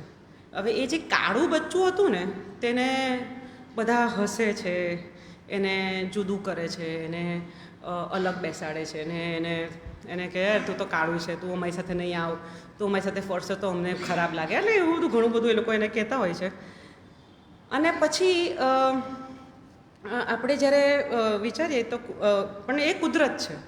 અને એ ઇન્ટ્યુટિવ, એ જે કાળું બચ્ચું હોય છે ને ઘરનું, એ એટલે એક ઇન્ટ્યુટિવ વાઇલ્ડ વુમન આર્કટાઈપ ઓર વાઇલ્ડ મેન આર્કટાઈપ, જે સત્ય બોલતું હોય છે મોસ્ટ ઓફ ધ ટાઈમ, જે સત્ય સ્વીકારતું હોય છે પણ સત્ય માટે લડતું પણ હોય છે. પણ જે સમાજમાં એક્સેપ્ટન્સ નથી એની સ્વીકૃતિ નથી.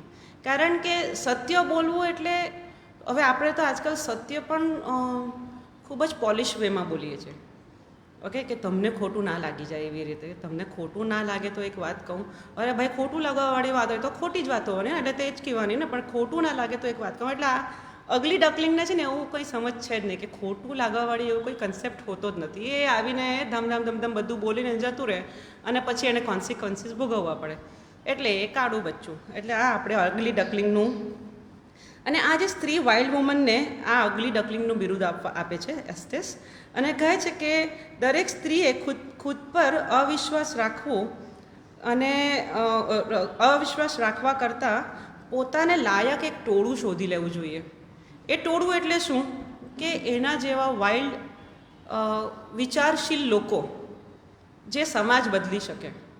હવે તમે જુઓ તો મને એવું લાગે કે મારી એક થિયરી છે કે નામવાળા માણસો છે ને બહુ તોફાની હોય.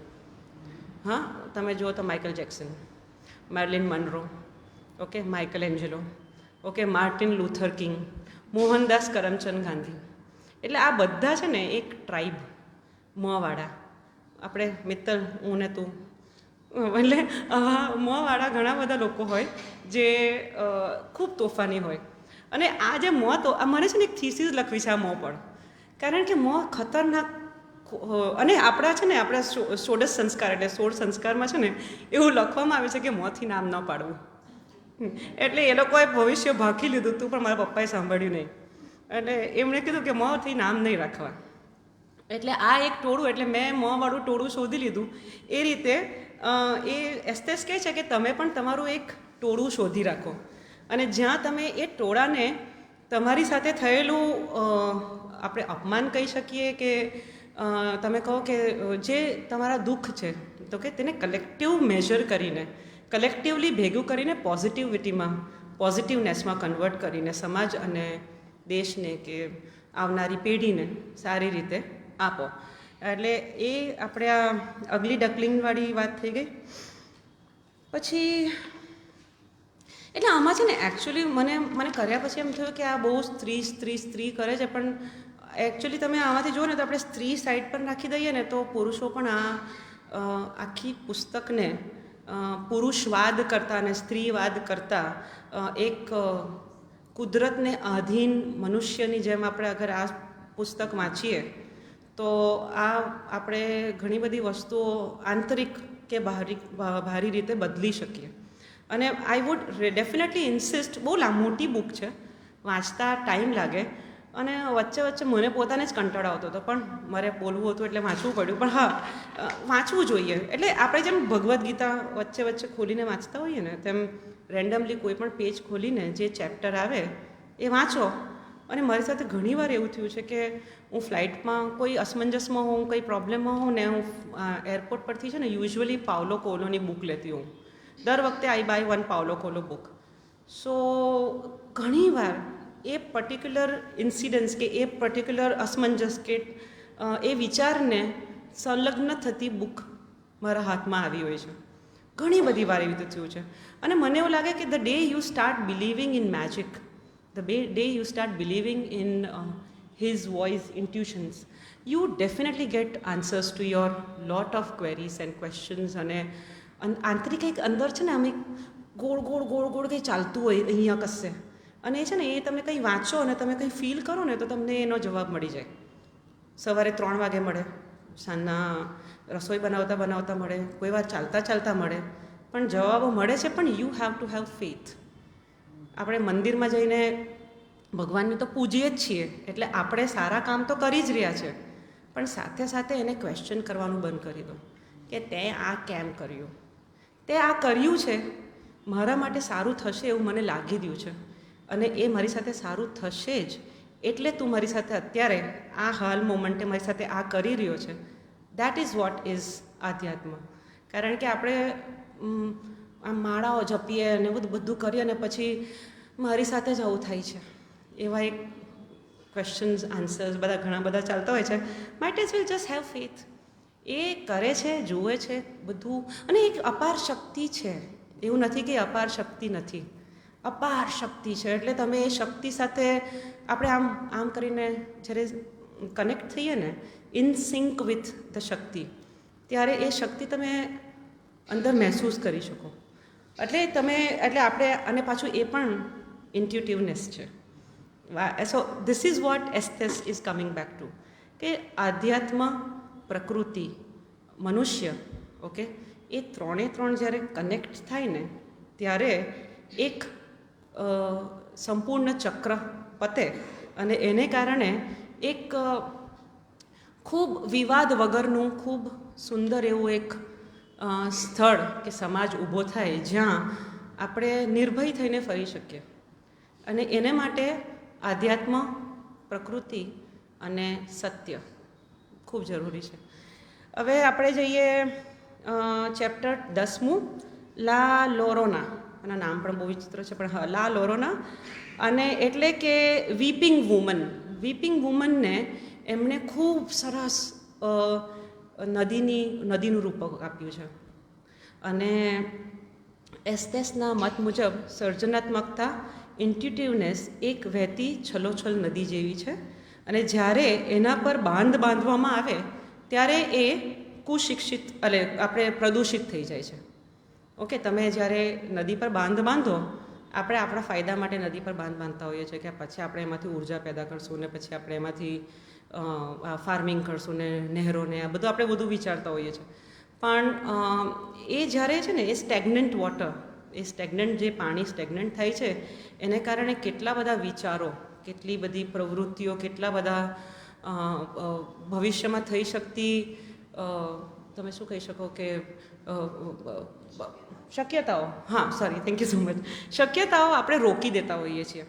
સો આ વીપિંગ વુમન એટલે દોડાઈ જતી અને પોતાની વ્યક્તિગત આભા ગુમાવી બેસતી સ્ત્રી કે પુરુષ. એ અહીં ક્રિએટિવિટીને સ્ત્રીના પ્રજનન સાથે સરખાવવામાં આવી છે અને હવે જે સામાજિક ધોરણોને બદલવાને કારણે બંધાઈ ગઈ છે.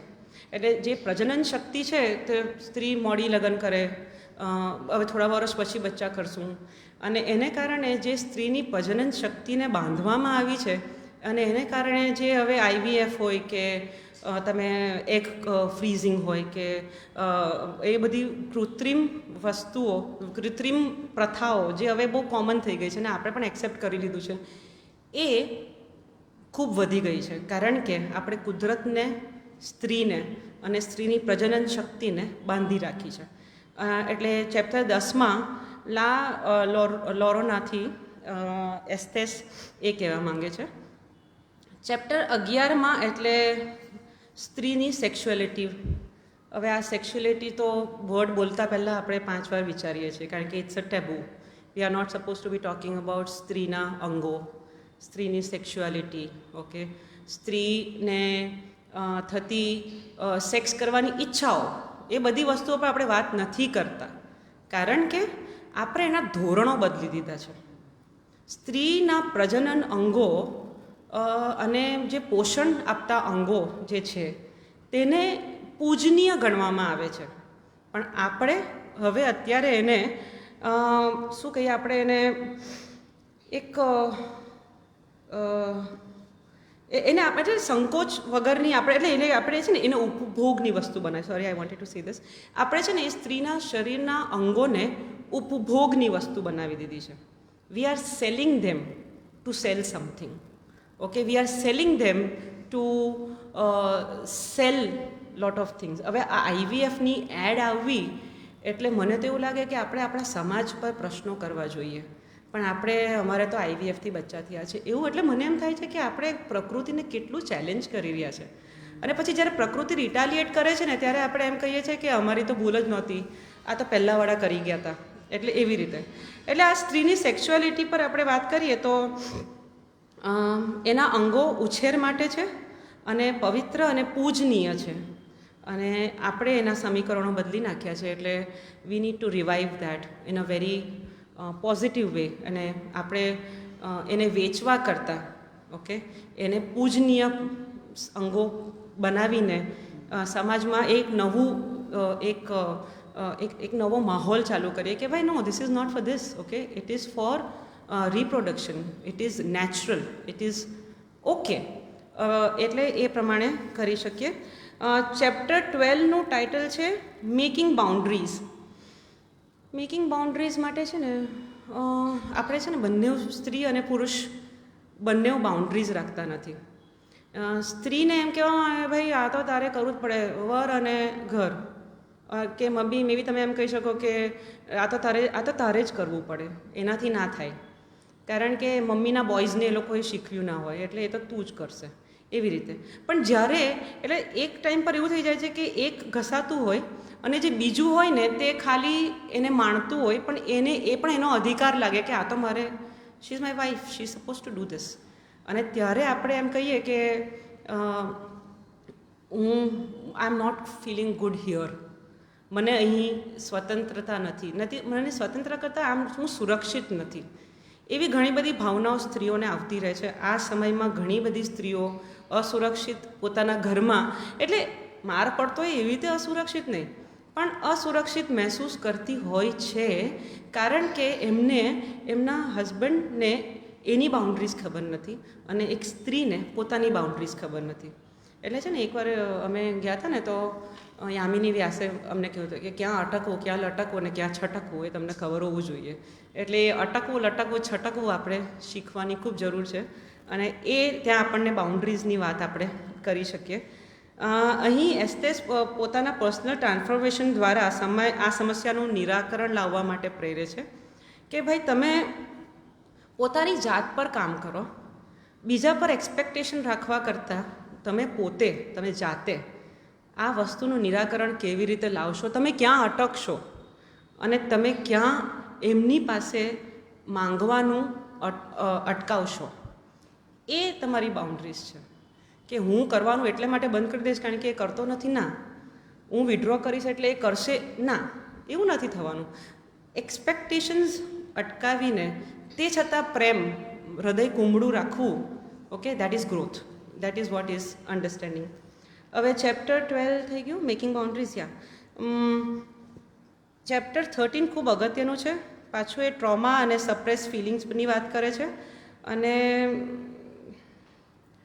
We can give it a skip. હા, આ જે મેં તમને કીધું ને, એક આખી જનરેશન હતી જે એક આખું ટ્રોમા જીવી ગઈ, અને ટ્રોમાને કારણે જે બિહેવિયર સમાજમાં મૂકી ગઈ તેને આપણે હવે કોમન બિહેવિયર કહીએ છીએ કે આ તો આપણે આવી રીતે જ કરીએ. તો એને છે ને એસ્તેસ એક ખૂબ સુંદર નામ આપ્યું છે, સ્કાર ક્લેન. એક આખી ક્લેન, એક આખું જનરેશન, ઓકે, જેને સ્કાર્સ છે, જે વુન્ડેડ છે, જેને હિલિંગની જરૂર છે, પણ ત્યારે આપણને આ વસ્તુ પર આપણને અગત્ય લાગી નહીં, કારણ કે ત્યારે 5-7 બચ્ચાઓ હતા, બધા જીવી જતા અને એમાંથી થોડા મરી જતા અને ઘણી બધી વસ્તુઓ થતી. પણ એ જે એક સ્કાર જે લઈને જે જીવી રહ્યા છે એને કારણે સમાજમાં ઘણી બધી વસ્તુઓ અલગ રીતે ચાલી રહી છે, અને આપણે એને સામાન્ય રીતે એક્સેપ્ટ કરી લઈએ છીએ, કારણ કે આપણે એને સામાજિક નામ આપી દીધું છે. હવે વી આર ગેન એને વ્યવહારિકતા કહીએ છીએ આપણે. This is vote one thing. Chapter 14 હું સ્કીપ કરીશ કારણ કે બહુ રિપીટેશન હતું, એટલે આઈ એમ સ્કીપિંગ ઇટ. ચેપ્ટર 15માં બટરફ્લાય વુમનની વાત થાય છે. બટરફ્લાય વુમન એટલે શું કે આપણું દરેક લાઈફમાં ફેઝિસ હોય છે, સ્ટેજીસ હોય છે, અને એ સ્ટેજીસ આપણે એક્સેપ્ટ નથી કરતા. આપણે જમ્પ મારવાનો પ્રયાસો કરતા હોય કે આ નહીં, પેલું જ સારું છે, હું ત્યાં પહોંચીશ ને ત્યારે હું આમ કરીશ. પણ આ બટરફ્લાય વુમન જે કન્સેપ્ટ છે એમાં એસ્તેસ કહે છે કે વ્યક્તિત્વને સ્વીકૃતિ આપવાને પ્રાધાન્ય આપવું જોઈએ. પતંગિયાની જેમ પહેલાં ઈયળની કદરૂપતા પણ સ્વીકારવી જોઈએ, પછી પોતાના તરફ એક આવરણ બનાવીને અંદર ખૂબ કામ કરવું જોઈએ, કે એક કોશેટો જેવો બનાવો અને એની અંદર રહીને ખૂબ કામ કરો પોતાનું, અને પછી એ ખૂબ કામ કર્યા પછી પોતાનું આત્મબળ શોધો, પોતાની ઇકીગાઈ શોધો અને પોતાનું વિઝન શોધો કે ભાઈ મારે કેટલું સુંદર થવું છે, અને એ સુંદર બનવા માટે કોશેટોની અંદર કામ કરો, અને પછી પતંગિયું બનો તો તમે જાતે જ મુક્ત થઈને ઉડવા માંડશો. So this is what is a butterfly woman concept જે એસ્તેસ કહેવા માંગે છે. પાછું 16-17 હું ઉડાવી દઈશ કારણ કે બહુ બધું રિપીટેશન છે. અને એક જે લાસ્ટ છે ને તે મારું ફેવરેટ છે, કારણ કે મારી એક ખૂબ પ્રિય લેખિકા છે. લેખિકા નહીં, તમે છે ને એમને ભક્તિ સેન્ટ કહી શકો, લલ્લેશ્વરી. એ કાશ્મીરી આપણે ભક્તિ સેન્ટ છે, ઓકે. અને લાલદેલ એ છે ને એ જમાનામાં વાક લખતી હતી, વખ, અને એના છે ને એ શૈવિક આપણે કહી શકીએ તો શી ઇઝ અ શૈવિક ભક્તિ સેન્ટ, બરાબર. હવે એને લગ્ન કર્યા, એણે જીવનમાં રહી, પણ એનું મન આધ્યાત્મ તરફ હતું અને એનું જીવન આધ્યાત્મ તરફ હતું, એટલે એ નોર્મલ સામાજિક પ્રવૃત્તિઓ કરવા છતાં પણ એમાં રહી નહીં શકી. અને એક દિવસે એણે સામાજિક સીમાઓનું ઉલ્લંઘન કરી આધ્યાત્મની ચરમસીમા પર પહોંચી ગઈ, એણે કપડાં, સમાજ, રિવાજો અને સંબંધનો ત્યાગ કરી એણે વન તરફ પ્રવાસ કર્યો. અને પછી એ જેટલા વર્ષ જીવી કોઈએ એને જોઈ નથી, પણ એ હંમેશા એ નગ્ન જ રહી છે. એણે કપડાં પહેર્યા નથી. તો આપણે છે ને એ સંક્ષિપ્તમાં ભાવોને એટલે આપણે પણ કરતા હોઈએ છીએ ને આપણે સામાજિક સ્ત્રીઓ એવું કરી શકીએ છીએ. એવું નથી કે આપણે બધું છોડી છાડીને જતા રહેવાની જરૂર છે, પણ આપણે છે ને આપણી પોતાની જાતને જ બાંધી રાખી છે અમુક વસ્તુમાં. આપણે એમ કહે ને, અરે મારા પહેલાં તો મને છે ને લઈ જ નથી જતા એટલે મેં સિતાર શીખ્યું નહીં. પહેલાં તો છે ને મને કહેતા જ નથી કે જાને તું કર ને, એટલે હું કરતી નથી. Okay, we are making are on boundaries, અને એ બાઉન્ડ્રીઝને આપણે બહુ સરસથી લોકોના માથા પર ઢોળી દેતા હોઈએ છીએ. અને then we live with regret for the rest of our life, because એમણે મને કહ્યું નહીં. પણ તમારી અંદર જે અવાજ આવી રહ્યો હતો એ તમારામાંથી કેટલાય સાંભળ્યો, અને સાંભળ્યા પછી એ જ અવાજ પર કેટલા ઊભા થયા, કેટલા પોતાના કમ્ફર્ટ ઝોનમાંથી બહાર નીકળીને એના વિશે તમે ખુલ્લેઆમ બોલ્યા, અને કેટલા એટલે એવું નથી કે આજના જમાનામાં આપણી પાસે છે ને કૂવે પાણી ભરવા નથી જવું પડતું, ના આપણે ખરલથી બધું, એટલે એવું બધું કંઈ હોતું એટલે આપણી પાસે એમ્પલ ટાઈમ છે, ઘણો બધો સમય છે. અને પછી છે ને આપણે એમ કહે ને કે આજે શું કર્યું, જવા દે ને આજે સમય જ નહોતો. એટલે એ છે ને એ ખુદની બાઉન્ડ્રીઝ આપણે સેટ કરીએ છીએ, અને એ કારાગૃહની અંદર રહીને આપણે આધ્યાત્મ આપણે પોતાનું શું કહી શકીએ તેજ જોઈ શકતા નથી, કારણ કે we are wearing dark glasses of excuses. અને આપણે છે ને આલ્ફા વુમન કન્સેપ્ટ પાછું હું અહીંયા લઈ આવીશ કે તમને કોઈ એવી સ્ત્રી દેખાય ને કે ભાઈ એને કંઈ કરવું છે પણ એ બહાનાઓથી લદાયેલી છે, બરાબર, તો આપણે એ સ્ત્રીનો હાથ પકડીને ખેંચવું. જે દિવસે એક સ્ત્રી બીજા સ્ત્રીનો હાથ પકડીને ખેંચીને કહેશે ને કે ભાઈ તું ફોકટમાં ટાઈમપાસ કરી રહી છે, ચાલ આપણે કંઈ કરીએ આજે, લેટ અસ લર્ન સમથિંગ, હું આ ક્લાસમાં જાઉં છું, તું આવીશ? હવે તું જાડી છે તો યાર જાડી બહુ જાડી થઈ ગઈ તું યાર, ના તું ચાલ આપણે તું થોડું વજન ઓછું કર, તો થોડું આપણે આના પર કામ કરીએ, ચાલ આપણે બંને ચાલવા જઈએ. આપણે છે ને ગોસિપ કરવા માટે કે કોઈને પકડીને પિન પોઈન્ટ કરવા માટે સ્ત્રીઓ એકબીજાને બહુ મજા આવતી હોય છે, અને એ છે ને આપણને શીખવવામાં આવ્યું છે. હવે સાસ બી કભી બહુથી જોતાં જોતાં આપણને એમ લાગે અરે યાર રાતના આંસુ પહેરીને સૂતી હશે, કારણ કે આપણે જોઈએ જ એવું છે. નાગિન, હવે નાગિન કોણ બતાવતો હોય, મારા હસબન્ડની જ ચેનલ હતી, એટલે પછી મેં કીધું છોડ ભાઈ આ આપણને ફાવે એવું નથી. નાગિન અને બિગ બોસ, એટલે રોજ ઘરમાં કંકાસ લાવવો તમારે, એટલે આ બધી વસ્તુઓ આપણે એન્જોય કરવા માંડ્યા છે. કોઈની બુરાઈ કરવી આપણે એન્જોય કરવા માંડ્યા છે, કોઈની માટે વાત કરવી આપણે એન્જોય કરવા માંડ્યા છે, રાઈટ. અને એ જે એન્જોયમેન્ટ છે ને એ એન્જોયમેન્ટ પર જે દિવસે આપણે અહંકાર છોડીને વિચારીશું ને ત્યારે સ્ત્રીઓ આલ્ફા વુમન અને પુરુષો આલ્ફા મેન બનશે, અને ત્યારે સમાજ જુદો હશે, બિકોઝ ધેટ એન્ટાયર આપણે એ વિશ્વ આખું એકબીજાને મદદગાર હશે. ખેંચીને નીચે લાવવાવાળા વિશ્વની આપણને જરૂર નથી હવે, કારણ કે ખેંચીને લાવવાવાળા ઘણા બધા થઈ ગયા છે, ઘણા યુદ્ધો ચાલી રહ્યા છે, ઘણી બધી આપદાઓ વિપદાઓ બધું આવી રહ્યું છે, પણ એ વસ્તુ કરીને આપણે એકબીજાને ઉપર ખેંચી લઈએ, બહાનાના ડુંગરમાંથી બહાર કાઢીએ, અને એસ્તેસે કહેલી અમુક વાતો રોજ પોતાના જીવનમાં ઉતારીને એના બારામાં થોડું કામ કરીએ, કે એના વિશે થોડો વિચાર કરીએ અને થોડા પ્રણ લઈએ, તો કદાચ આપણે સ્ત્રીઓ તરીકે અને પુરુષો તરીકે અને સમાજ તરીકે અને એક વ્યક્તિત્વ તરીકે આપણે ખૂબ સારા બની શકીએ એવું મને લાગે છે. So I think this is where I end my speech here, and I hope you had a good time. Thank you.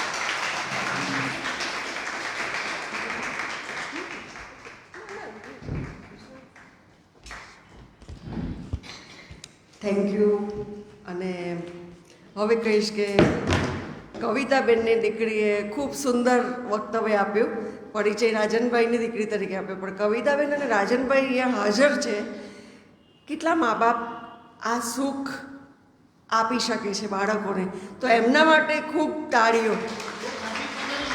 માણી પણ શકે, બાળકોનાથી થકી ગૌરવ અનુભવવું એ દરેક સ્વાભાવિક છે, પણ બાળકોની સાથે રહેવું, એ બહુ જ અગત્યની વાત છે, જે આપણે આ રોજિંદી ઘટમાળમાં ધીમે ધીમે ધીમે ચૂકી રહ્યા છે. તો ખૂબ આનંદ થયો આપની વાતથી, અને મને 2-3 વસ્તુ ખૂબ ગમી કે જે સિમ્બોલાઇઝેશન છે ભલે વિદેશી છે, પણ આપણે ક્યાંક જે વાત કરી કે મસ્ક્યુલાઇન અને ફેમિનાઇન, તો આપણા રામ જુઓ, કૃષ્ણ જુઓ, શિવ જુઓ, તો શિવને પત્નીના અપમાનથી પોતે આખા તાંડવ કરવાનું થાય, અને એ વસ્તુ છે તે આ બંને ગુણોને મિક્સ કરે છે. કૃષ્ણ પોતે કુબજાને ચંદન લગાવી શકે છે, રાણીયાના દુઃખે દુઃખી થઈ શકે ને મનાવી શકે છે. રામ પણ સીતાના વિયોગમાં રડી શકે છે, અને આજે આપણે એવું કહીએ છીએ કે છોકરો થઈને રડે છે. તો એ જમાનામાં જેને આપણે ઈશ્વર તરીકે પૂજીએ છીએ, એમણે આવી બાઉન્ડ્રીઝ નહોતી રાખી. એમણે આ શિવ અને શક્તિનું સમન્વય લઈને ચાલ્યા હતા, અને પછી આપણે ક્યાંક ને ક્યાંક વચ્ચે એક લાઈન દોરી દીધી કે ભાઈ પુરુષ છે તો તારાથી રડાય નહીં, તારાથી સ્ત્રીના દુઃખે દુઃખી થવાય નહીં, તારાથી તો માસ્ટર છે તું, તારાથી સરેન્ડર ન થવાય. અને સ્ત્રીને માટે એક અલગ બાઉન્ડ્રી રાખીએ કે ભાઈ બાળકોને તો તું જ સાચવી શકે, કારણ કે તું જ લાગણીશીલ છે.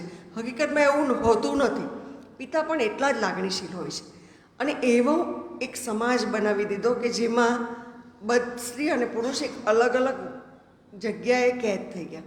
તો એક બહુ સરસ આ સિમ્બોલાઇઝેશન હતું કે ભાઈ બાઉન્ડ્રીઝ ઓળંગીને સામે જવું. અને શિવ શક્તિની વાત જે એમણે કરી એ પણ બહુ સરસ હતી. અને બીજું આગળ પણ જે પણ બધી વાર્તાઓ કરી, ક્યાંક ને ક્યાંક આપણી પૌરાણિક વાર્તાઓ સાથે બહુ જ સરસ એ સમન્વય ધરાવે છે મારા ખ્યાલથી. એટલે ખૂબ ચર્ચાઓ થઈ શકે મારા ખ્યાલથી. અને એમણે કહ્યું કે આમાં ફેમિનિઝમની વાત નથી, પણ એક પરિપૂર્ણતાની વાત છે કે કોઈ સ્ત્રી હોય કે પુરુષ પોતાની જાતને પરિપૂર્ણ ક્યારે સમજી શકે કે જ્યારે એ આવી બાઉન્ડ્રીઓને ભૂલીને પોતાની આસપાસના વાતાવરણમાં ખૂબ એક રસ થઈ શકે. પ્રકૃતિની વાત એમણે કરી. અત્યારે જે યુદ્ધો થઈ રહ્યા છે એ બહુ જ સચોટ વાત, એ જે ગમી હોય મને, તો આપણે એક ભૂખ ક્રિએટ કરી છે કે ભાઈ તારી પાસે એસી હશે તો જ તું તારું જીવન સાર્થક, તું તારા બાળકને આ સ્કૂલમાં મૂકશે તો જ તું સારો પિતા છે, તું તારી જાતે આ નોકરી નહીં કરે તો તું તો ઘરેલું સ્ત્રી છે, તું નકામી છે. આ બધી વસ્તુ જે ભૂખ ક્રિએટ કરી છે, એ ભૂખ ક્યાંક ને ક્યાંક આ કુદરત સાથે બિલકુલ અસંતુલિત છે.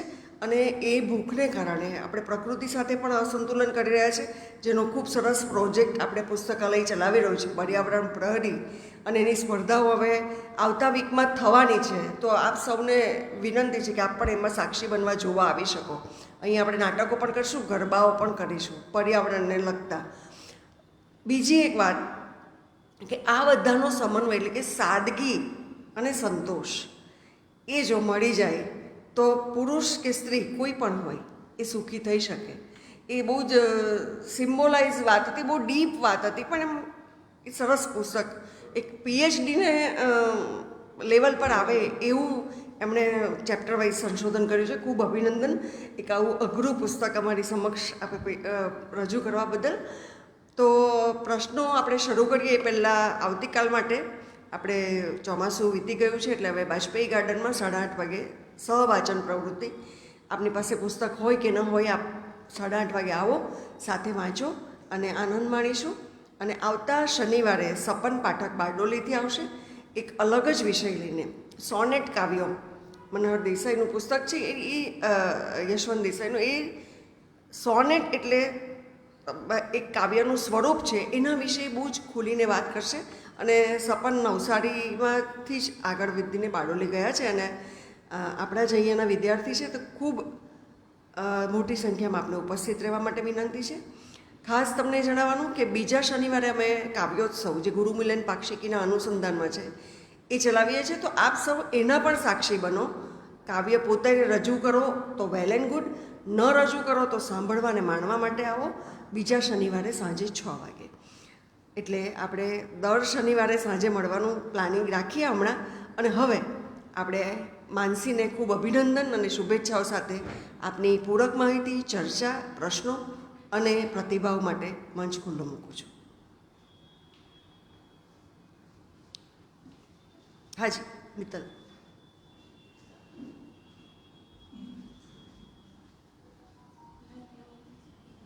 ચાલશે.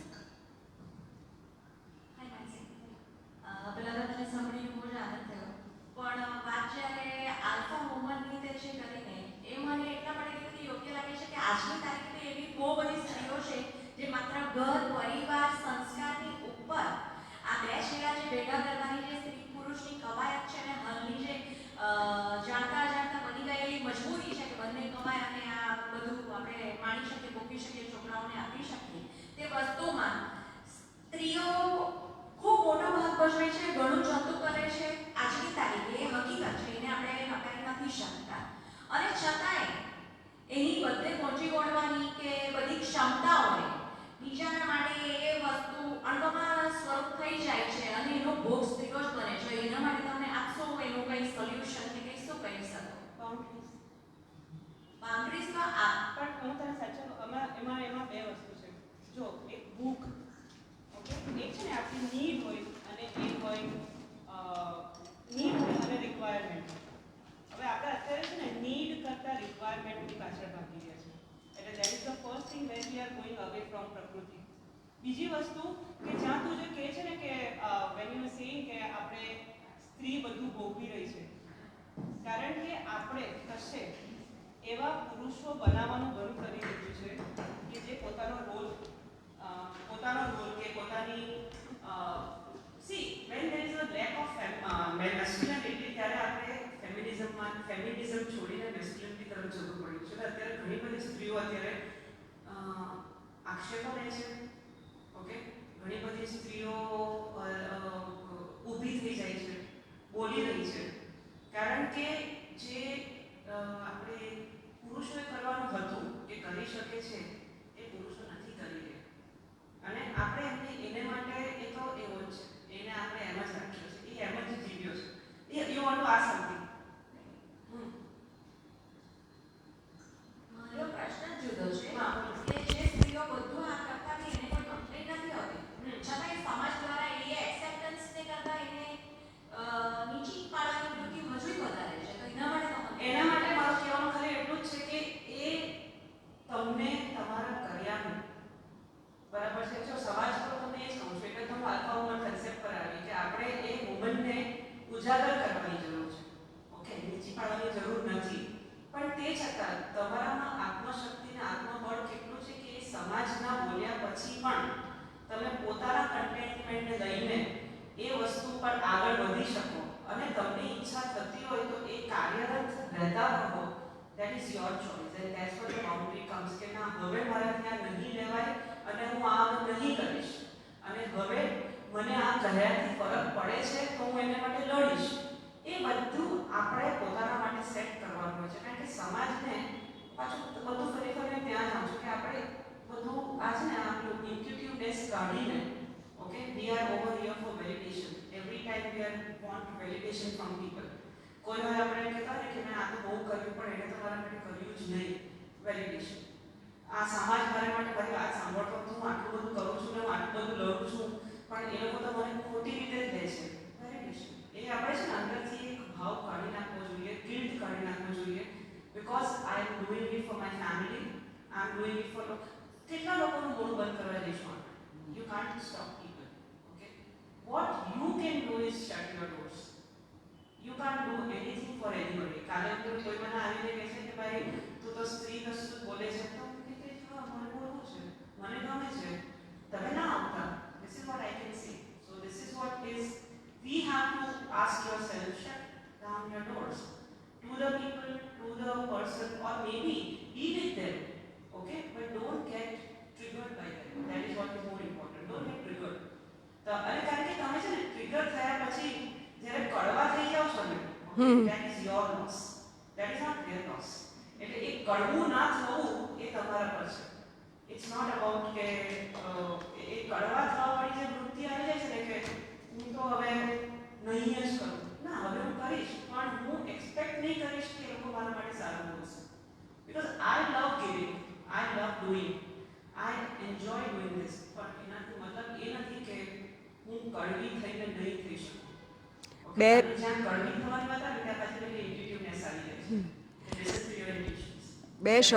બે શબ્દો છે આમાં. એક સ્વીકૃતિ ની અપેક્ષા અને બીજું નિજાનંદ. સ્વીકૃતિની અપેક્ષા સ્ત્રીઓને જ હોય છે મોટે ભાગે, પુરુષોને ઓછી હોય છે. એટલે તે કંઈક કર્યું તો તને એવી આશા હોય છે કે નહીં મારા વખાણ થાય, કે મિત્તલ બહુ સારી વહુ છે. એ અપેક્ષા ન રાખવી પહેલી વસ્તુ. અને બીજી વસ્તુ નિજાનંદ. આપણે 60-70ની ઉપર પહોંચી જઈએ ને પછી આપણને ખબર પડે કે આપણને તો આમાં મજા આવતી હતી, ત્યાં સુધી જીવતા હોઈએ તો. અને ત્યાં સુધી આપણાથી ફરી શકાય, દોડી શકાય, પ્રવાસમાં જઈ શકાય, તો આપણને ખબર પડે એવું આપણે કરી શકીએ. એટલે નિજાનંદ અનુભવો અને સ્વીકૃતિની અપેક્ષા ન રાખવી. આલ્ફા વુમન તું છે જ.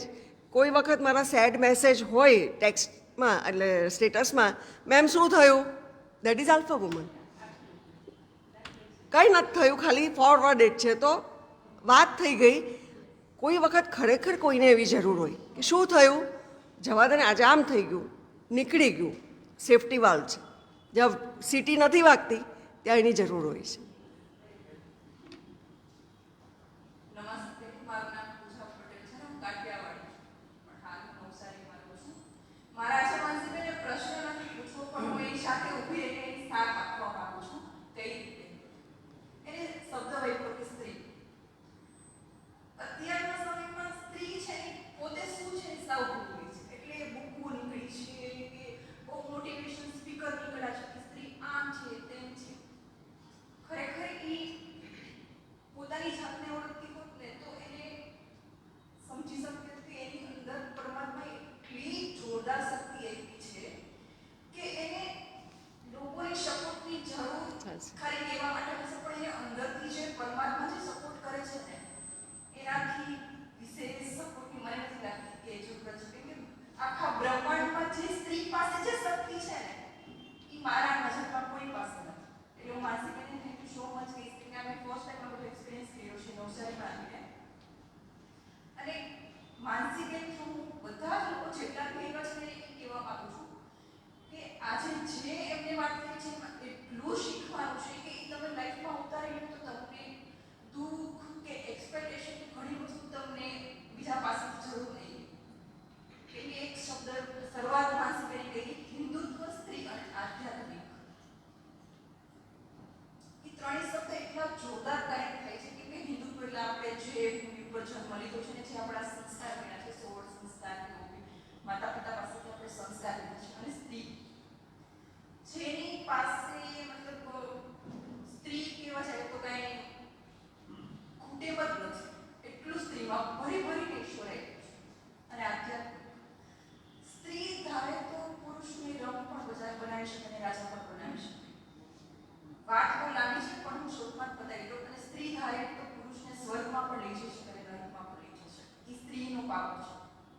તો બસ મારા શબ્દોને વિરામ આપતા એટલું જ કહીશ કે માનસીબેને જે સ્ત્રીની વાત કરી છે ખૂબ સરસ. અને તમે જીવનમાં અમુક એના શબ્દ ઉતારશો અને તમે ખરી આંખ બંધ કરીને બેઠા હોય અને તમે શક્તિને કદાચ મહેસૂસ કરો તો તમને અનુભવ હશે કે હરેક પુરુષમાં સ્ત્રી છુપાયેલી છે અને સ્ત્રીમાં પુરુષ છુપાયેલું છે. બરાબર છે. તો એ શક્તિને તમે મહેસૂસ કરો તો તમને એવું લાગશે કે મેં અહમ બ્રહ્માસ્મિ. તો બસ મારી જ કેવું છે. અને થેન્ક યુ સો મચ. તમને સાંભળીને બહુ મજા આવી અને તમારો સાથ આપીને પ્રશ્ન પૂછવાની જગ્યાએ તમને થેન્ક યુ સો મચ કહેવા માંગુ છું. Thank you so much. Thank you, thank you. પ્રશ્ન.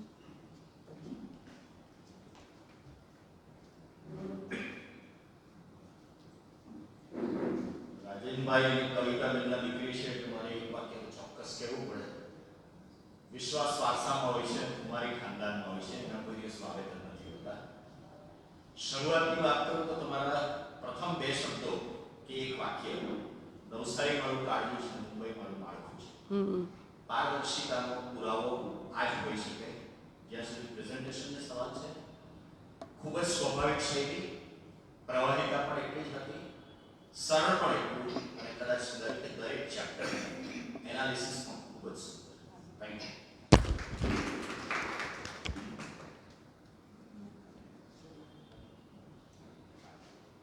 હર્ષન. સ્ત્રી મારી શક્તિની વાત કરે એમાં મારે થોડું એક આજે ફેમિનિઝમ બહુ ચાલે છે ને, જુઓ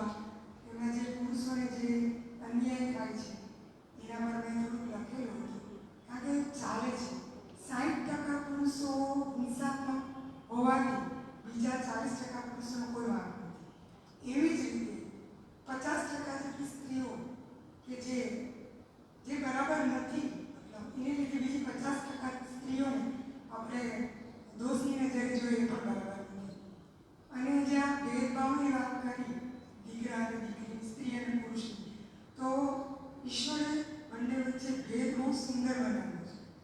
એ બંનેની ક્ષમતા અલગ અલગ છે, પણ આપણે એને ભેદભાવની નજરે જોઈને બહુ મોટો અન્યાય કર્યો છે.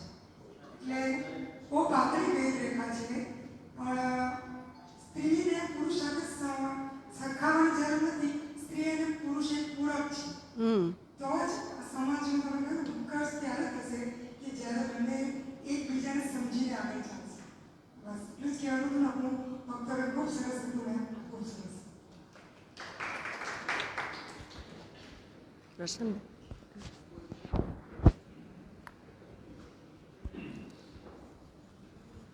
પ્રથમ તો ખૂબ આભાર માનશે. ખૂબ સુંદર પુસ્તક અને સુંદર રજૂઆત.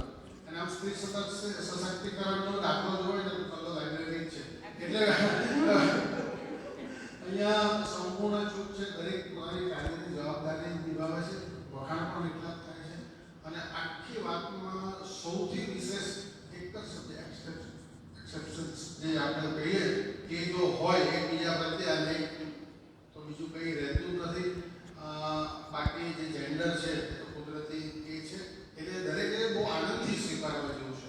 અને પોતે જે પુરુષ છું તો મારી જવાબદારી અને સ્ત્રી છે તો એની જવાબદારી એ હંમેશા જુદી જ રહેવાની છે જ્યાં સુધી સ્ત્રીમાં પ્રજનન શક્તિ છે. આ વસ્તુ બહુ સારી રીતે સમજવાની જરૂર છે, કારણ કે એનો આધાર બાળકના ઉછેર પર અને દરેક જગ્યાએ પડે છે. અને તમે સંસ્કૃતિની જ્યારે વાત કરો ને ત્યારે આ વસ્તુ પહેલી તકે આપણે સ્વીકારવી પડશે એવું મારું પોતાનું મંતવ્ય છે. ખૂબ ખૂબ આભાર અને ખૂબ સુંદર પુસ્તક. Thank you. સાચી વાત છે. હા, બોલો મેડમ. લાસ્ટ ટાઈમ છે ને હું અહીંયા આમ્રપાલી. એક પુસ્તક લઈને આવી હતી. એનું નામ હતું આમ્રપાલી. આમ્રપાલી. અને આમ્રપાલી વખતે મનમાં કદાચ આધ્યાત્મ હતું. અને એટલે ખાલી મને ત્યારે એવું લાગે છે કે હું સાચે બોલવા ખાતર બોલી રહી હતી. I was not very happy with that. અને મેં કીધું કે જ્યારે કોઈ મને આટલો સમય આપે છે તો ત્યારે મારું ડેલિવરન્સ એ મારી રિસ્પોન્સિબિલિટી છે. અને તો લાસ્ટ ટાઈમનું મારું જે મિસઅપ થયું હતું ને તે પણ મારે આ વખતે પૂરું પાડવું હતું. એટલે આઈ એમ સો થેન્કફુલ કે તમે મને પાછો ચાન્સ આપ્યો. અને વારંવાર આપશું. અમે તો હકથી બોલાવશું, કારણ કે અને હું તો દોડતી આવી. હા. અને ખૂબ આનંદ. હા, બોલો. ખૂબ સરસ માનસી, બહુ જ આનંદ થયો ખરેખર સાંભળીને. એક નવી માનસીને મેં જોઈ. તને નાનીથી ત્યારથી હું જોતી આવી છું. અત્યારે મને એકદમ સરસ આધ્યાત્મિક. મયુરના અમારા ફ્રેન્ડ મયુરના મમ્મી છે. એટલે હું તો મયુરની મમ્મી છું, પણ એટલે તો મારા લાઇબ્રેરીના ઘણીવાર જોયા પણ છે. અને ખૂબ સુંદર વાંચે છે, લખે છે, ખૂબ સુંદર એમનો વિચાર છે. પણ અમે નાનપણથી ખૂબ તોફાન કર્યું છે. પાછું મયુર એટલે મો અને માનસી એટલે મો. અને અમે ખતરનાક તોફાનો કર્યા છે. એટલે મારા પપ્પા પાસે મુંબઈમાં પણ નવા. અને મારા પપ્પા પાસે ભણવા આવતા હતા ને, પહેલા 15 મિનિટ તો પપ્પા અમને ફ્રી ટાઈમ આપતા કે ભાઈ તમે મારામારી કરો, પ્રખ્યાતિ મારો, જોડો, જે કરવો હોય. અને આ 10મા ધોરણમાં અમે પ્રખ્યાતિ મારામારી કરી. અને હજી પણ મળીએ છીએ ને. લાસ્ટ ટાઈમ અમે લોકો ભેગા થયા 4 કલાક અમે જે મારામારી જ કરી છે. અમે કંઈ કર્યું નથી. એટલે ઘણા બધા મિત્રો અમે બધા છીએ. પણ આઈ એમ સો હેપી કે તમે મને અલગ મારા લાસ્ટ ટાઈમ જોયો. મેચ્યોરિટી.